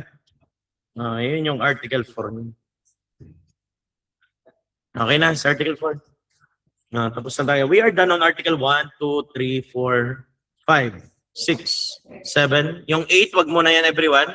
That will be a separate topic on principles. Doon yung aralin yan. Nalilito lang kayo dito, hindi ko muna papasok yan. Then we are done on Article 9. In fact, tinamaan pa natin iba yung Article 10. Article 10.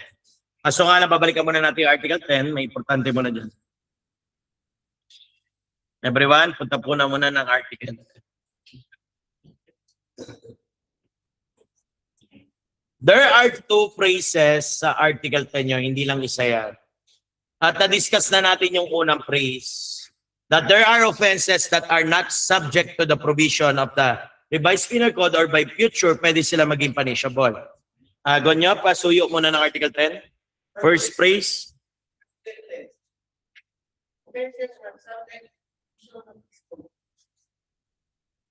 Offenses which are or in the future will be punishable under federal law are not subject to Okay, yung alam naman natin yung ganito yung word na offense. Usually punishable by special penal laws. At dito tayo, kinuha na natin yung context nito, yung pinaka-idea that we all know na pag wala sa circle natin ng revised penal code, nalala pa? We will address them as offenses. Ang problema minsan cute yung SPL nyo, minsan pinapalakas yung RPC, minsan dinadagdagan niya, or pag pinasok niya sa loob ng context ng RPC, that will be still a felony. Pero pag tinanggal niya naman, taken out from the context, that will be an offense na. Example, drugs, gambling, carnapping, dami. Kung susumahin natin lahat, pag nagbukto na. Ngayon, another thing dito na medyo delikado, sa dali lang, balik mo na kay Article 10. Paringgon nyo, ulit po muna. Article 10. Offenses that subject to the provision of this code. Offenses which are or in the future and the punishable under special laws are not subject to the provision of this code. Okay. Ngayon, yung pagtatalo na lang naman natin kung tutusin, babalik muna tayo doon sa konsepto ng mala in se, saka mala prohibita. Ayan yung pinaka-concept niyan. At sa sum up ko na, alam niyo naman din naman na to na mala in se is wrong, evil, by their nature, inherently talaga na mali. Kasi guided tayo dito ng mores. Compare it with mala prohibita, naging mali lang because there was a law or statute prohibiting as part only of the norms. That is only for the convenience of the society. And it calls for majority na dapat ayusin yung society. That's only a norms. Ang magiging problema natin dito yung konsepto ng good faith. Kasi alam natin, good faith is a defense in crimes, mala in se. Pwede tayong magsabi ng walang intent. Nalala? Kasi your mala in se really requires this word. And most of the revised penal code requires animo or animus. Intent to gain, intent to kill. So therefore, good faith is a defense. Ingatan nyo muna to, ang daming topic pag good faith ang usapan. Kasi ganito yung sinasabi. At alam ko alam nyo na to, may part kasi tayo ng dalawang crime na actus reus tsaka mens rea. Alam nyo, may side na ganito. There are things na guilty yung act, but the mind is not guilty. Gulo, no? or tinatawag niyong actus non facit reum nisi mensit rea.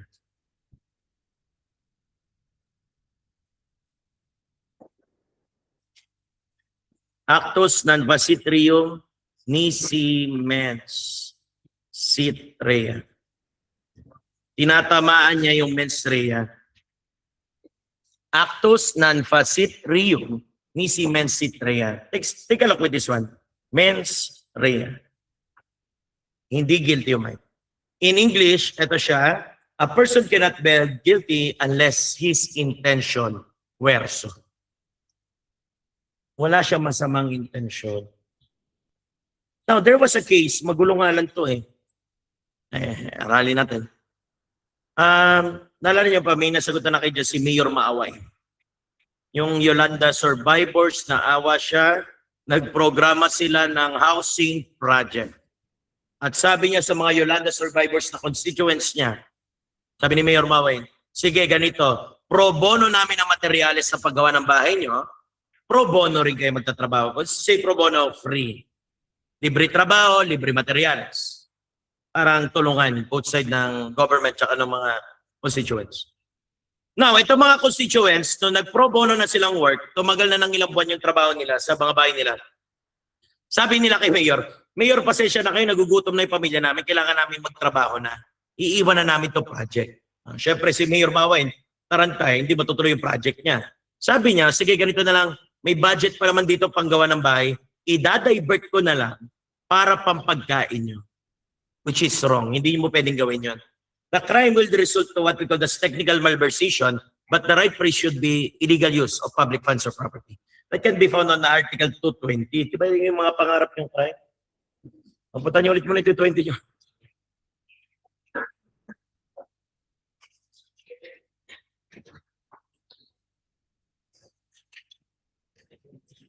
That will be a crime of illegal use of public funds or property. Alam nyo kasi, yung mga funds at property natin, meron niyang appropriation Ginagawa to ng mga mambabatas nyo. Katulad dito, down to the line ng appropriation natin. Sa barangay, yung mga kagawad, akyat tayo, councilors, yung nagiging board members nyo. Sa sangguniang bayan, panglunsod, panlalawigan. Yun yung kukuha ng mga budget natin. Lalo yung pinakamatas yung mambabatas sa bawat distrito nyo, yung mga congressman. Diba yun yung issue, yung mga insertion, blah, blah, blah nila. Nag-i-insert sila ng project para magkapera. Like example, para maintindihan nyo, di ba kayo nagtataka bakit yung kalsada biglang binubuwag kahit ayos pa? Nilagyan kasi ng budget nila. Malamang yung binoto nyo kasi engineer or binoto nyo doktor, lalagyan nila ng budget yung mga business nila. Example, kalsada. Binuwag kahit ayos pa. Naka-appropriate na kasi. Pag nakalagay na yung budget doon, hindi nyo na pwedeng i-divert pa yun na gagamitin nyo sa ibang pamamahala. Magkakaroon kayo ng violation ng appropriation bill. And that will be SPL. Ito yung delikado May dalawang crime. Basahin muna natin 220 nyo muna. Everyone, go nyo. 220.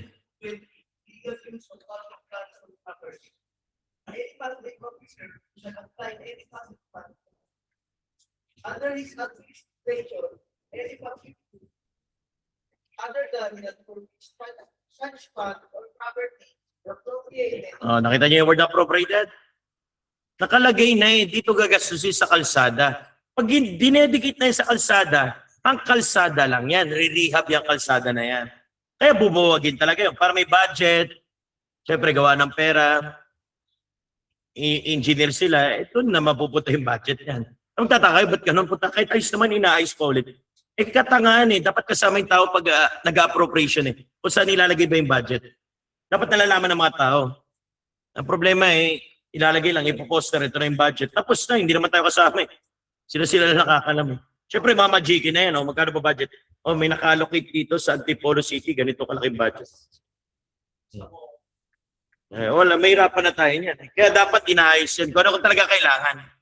Kasi batas pa rin naman yan Ang problema nyo rito sa appropriation bills nyo na nagiging law na, kasi papasa sa Congress din approve ng Presidente. Kaya yun, nagkaroon tayo ng mga ghost project. Maraming nilagyan ng project yung flood control nila. Yun yung pinakamalaking budget na karan DSWD. Ay, DSWD. DPWH. Ganyan-ganyan. Magic yan. Bahala na sila eh. Wala na eh. Nanakaw na eh. Balik muna tayo rito. Ngayon, may isang revised penal code. Yung article number 220, which is illegal use pa. Ay kung tutusin dito, nagre-record ng intent. Si Mayor Maawein, wala siyang mens rea. He could not be held guilty kasi in fact, ginamit niya pa rin para sa publiko. Pwede siya dumipensa ng gano'n. And good faith is a defense in crimes, malainse. Ang problema, hindi kayo pwede mag-good faith pagka tangina yung appropriation nyo, nakamala prohibita to. Ang cute nung tanong na yun. Dalawa yung pwedeng isagot. Good faith is a defense and good faith is not a defense. Pero focus lang tayo doon sa illegal use of public funds. Good faith will be a defense. Malainse yun. Nakuha? Alam nyo kasi cute minsan ng mga krimen natin, may mga crime na both malainse at both malaprohibita. Ang inang yan. Sample, election code. Yung omnibus election law nyo. Pag yung mga tao nasa COMELEC natin, nagkamali ng paglista ng mga tao, o na rin, nawala kayo sa listahan ng botante. Tangina, inherently wrong yun. Ba't tinanggal yung karapatan mo? Malainse. Pero nakalagay sa election code, malaprohibita. O, ang cute. Hindi pwede ka mag-good faith, tsaka pwede kang hindi mag-good faith. O, yan yung magugulo. Anyways, pag sa revised penal code lang tayo, good faith is always a defense mo na. Ay, manitindi nyo, criminal lang naman muna tayo. Nandiyan eh. Ngayon, sa malaprohibita nyo, alam naman natin, good faith is not a defense. Now, what's the reason? Ba't hindi depensa? Kasi it only requires voluntariness. As long as you committed a crime punished under that special penal law, you will be held criminally liable na kagad. Di ka pwedeng dumipensa. Sample drugs. Hindi pwede. O kahit anong rason mo pa, hindi pa pwede. Traffic law. Hindi rin pa pwede kahit ano pang good faith. Okay? Yun yung difference niyan dalawa. Ngayon, doon nagtatalo yung dalawa kasi sabi ni Article 10 ulit, may mga offenses nga na hindi ko na subject. At eto pa, makinig mo na maigi ulit. Nandito pa rin tayo sa konsepto ng dalawa. Unang-una, everyone. Ang malainse ulit, nagre-record ng intent. While malaprohibita requires voluntariness. Kaya hindi tayo makapag-good faith. Ibig sabihin, everyone, hindi kayo pwedeng gumamit ng justifying, exempting, mitigating, aggravating, at alternative pag malaprohibita. Walang gemari to. Dito nyo lang magagamit ang gemari. Diba? Hindi pwede kunwari drugs tapos sabi mo self-defense. Para kang gago nun. It does not require ang intent nga eh. Nagets yung idea? Next one, wala rin pong stages sa malaprohibita. Lahat yan consummated. Hindi ko po naabot yung drugs eh. Attempted. Wala, nagbebenta ka. Consummated ka agad. Walang stages dito. Lagi silang consummated. Nakuha mo na idea?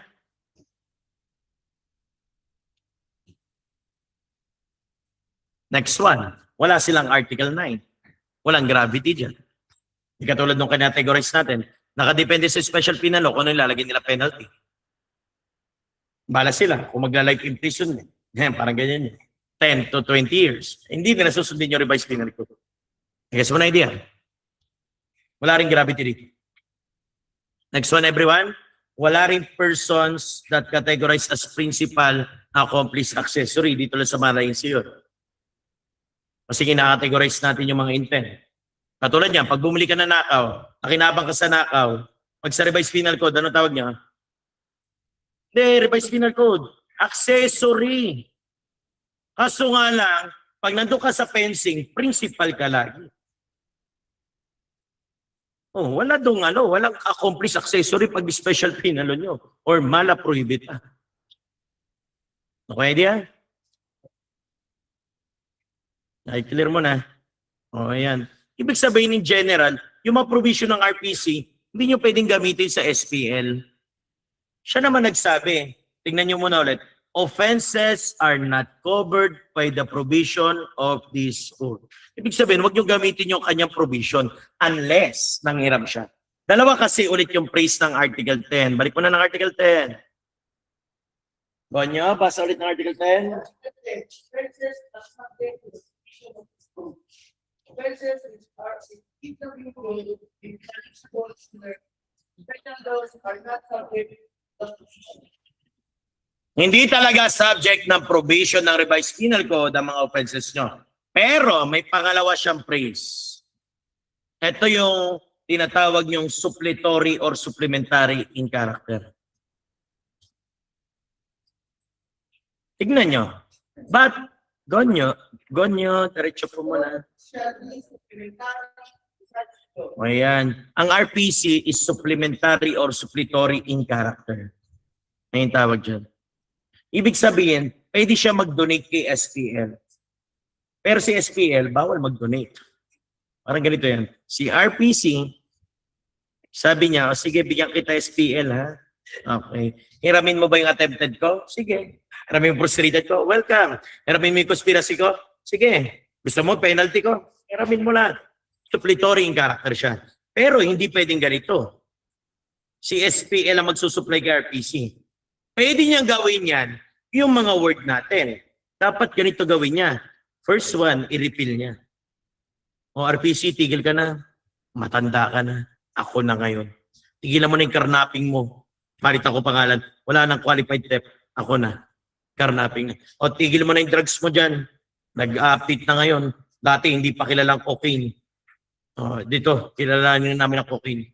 Dati wala pang shabu. Yung mga sikat nyo lang, yung mga opium, aloma. O marami na drugs ngayon, papalitan na kita, ha? Tigil ka na, refill ka na. O, RPC, tigil ka na, huwag ka nang gumana. Tanggalin na natin vagrancy mo. I-criminalize na natin. RPC, tigil ka na, wala nang premature marriages. O tingnan nyo, tinanggal na yun. I think it's Article 352 or 351. 351 yata. Check 351, everyone. Tingnan nyo, tinanggal na yan sa RPC nyo. 352? Check 352. Wala na yung tinatawag niyong premature marriages. 351 ba? 351, check mo na. Gonyo, luma, yun sa'yo, diba? Basahin mo. Oh, meron pa sa kanya doon. Alam niyo, girls dati, bawal kayo magpakasal pagkakamatay lang ng mister niyo. Pinoprotektahan yung bata. Baka buntis ka kasi. Hindi malalaman kung sino yung ama. Kaya bawal kang ikasal within how many days? Konyo, tingin. 300 and? 301 days. Pagkamatay ng mister nyo, bilang muna 301 days, di ka pwede kasal. Kasi nga yung bata, kawawa, hindi niya malaman kung kanino, kung former marriage or yung bago ngayon. Paano kung mayaman yung former marriage, yung namatay na asawa? Wala siyang mamanahin. Pinangalan mo na doon sa bago eh. Or either way, anak pala siya nung mahirap na unang marriage mo, tapos nag-asawa ka na mayaman, magmamana yun. Pinoprotektan yung status ng bata. Kaso nga lang, yung Gabriela, pinaglaban niya kasi gender-based yung crime. Babae lang eh. Kaya nirepeal nila. Pwede na kayo mag-asawa, kamatay na mister nyo. Okay na. Tinanggal na eh. Ayan, ganyan ginagawa ng RPC nyo, minsan pinapatigil niya. Tigil ka na. Huwag mo nang i-punish, i-repeal na kita. Ang problema yung ibang mga cute. Kasi minsan ganito lang eh. Amen. Ganito rin. Ingat muna kayo. Yung amen, babaguhin niya. Katulad ng mga fine natin, amended lahat yun. Tinaas lahat times 200. Nakuha niyo mo na idea? That's the word amended. Tapos may mga iba, ang problema nyo, ang cute eh. Minsan alam nyo, in general yung word na repealing clause. Minsan hindi niya sinabing in-amend niya. Pero there is an implied amendment. Ang inang yan. Cute nung ARP. Sabi niya, SPL nyo kasi dapat pinalagay intention doon sa ilalim. Minsan, minomodify niya, nililipat niya na. Katulad na, yung qualified theft, modified na, carnapping na. Large cattle, anti-cattle rustling doon na. Gambling, modified into illegal number games. gambling na luma sa manok, modified now into illegal cockfighting. Minomodify niya, binabago niya, rape. Ginawa niya crimes against person. Minodify niya rin yung Article 155 niyo, inamend niya. From pagpaputok ng barrel arms scandal, naging illegal discharge of firearm. Titignan niya yung intention. Basta ganun lang yung role natin. Kung tinanggal sa RPC, maging offense. Kung nag-remain sa RPC, felony pa rin. Gulo, no? Anyway, isa yan. Tapos may isa pa yung sinabi ko sa inyo, may ganito pa. Pag-revise as a whole, wala pa naman nangyayari sa RPC nyo, nire-revise siya eh. At saka na, yung Criminal Code of the Philippines, yung papatay na yung buong RPC, tigil ka na. Iba na ngayon. Dapat yung matagal ang pinatay yan eh. Tutusin. Lumang-luma na, 1930s pa yan, para tayong gago dyan. Alam nyo, hindi na applicable yung mga ibang crime dyan. Ako na magsabi sa inyo. Example, sige. Nakita ko kayo. Punta tayo ng article number 174.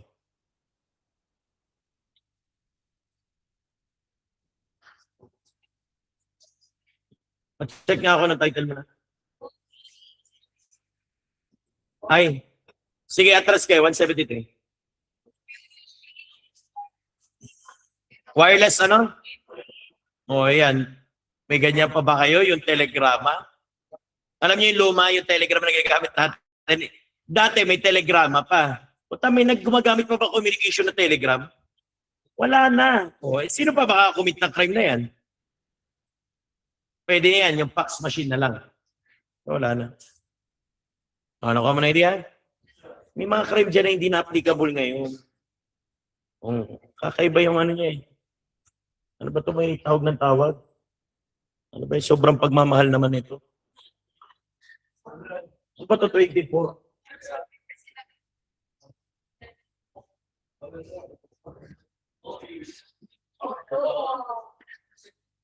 Nga, balik tayo rito. Dali lang, balik muna. Ngayon, dito kayo maguguluhan yan. Alam nyo, pag naging investigador din kayo, ang hirap mag-designate ng crime. Hindi nyo alam kung felony or offense. Kahit tanong yung mga investigador, naguguluhan sila. Ang dami ng batas eh, gugulo ng gugulo eh. Kaya may proper yan. Pag nag-aral na kayo ng CIC nyo, tsaka predict nyo, kung paano nyo i-designate. Tsaka si prosecutor naman, tutulungan kayo. Wala namang problema eh. Pero importante yung substance muna. Katulad dito, may loko-loko ito. This was a real scenario. There was an investigator there in Binangonan. Magaling na investigador yun. Kinakasuhan niya yung tao ng carnapping under 10883. Alam mo yung sabi ng prosecutor, malito kinaso mo, dapat qualified theft. Ang ina may tama yata sa utak yung prosecutor. Tapos nalaman-laman namin, kakilala niya pa rin kinakasuhan. Para ma-regular filing lang. O, tingnan nyo. Paano kayo kung kayo yung police na yun? O, wala kayong bayad. Buti yung investigador na yun, may bayad. In-explain niya. Para siyang gago lang, tarantado. Alam naman ng prosecutor na minded na yun eh. Parang inano lang. Pero siya nilaban niya, kinaso niya pa rin. Susundin, alam ko naman yung kinakaso. Kaso ang hirap ng ganyan, puta, hindi nyo naman pwede kalabanin yung ganyan minsan. May tinatawag din na, diba yung inaral nyo yung kulay violet yung libro, ano ba yan? Rules of ano yan? Alam nyo ba may rules of judge?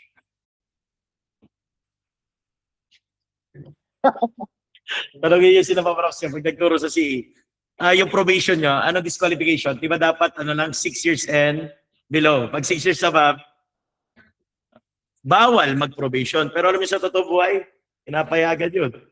Rules of judge. Malalaman nyo. Kaya ang hirap nag-aaral tayo ng libro, aralin nyo maigi. Para sunod, alam nyo yung panlaban. Kasi may makukulit eh. Magugulo. Aral lang, aral. So that will be Article 10 that the revised penal code is suppletory or supplementary in character. So we are done on the introduction ng criminal law nyo. It's merely introduction. Yung very part ng Article 1 to 10 nyo. Pero ano na yan, yung topic na yung mga yan. Susunod na yung topic natin ng mga aspeto ng criminal liability. Nood na tayo lalabas. Anyways, ano muna tayo? Early dinner muna, break muna tayo. Mamaya tayo ulit pabalik. Sige na. Alas 8 tayo.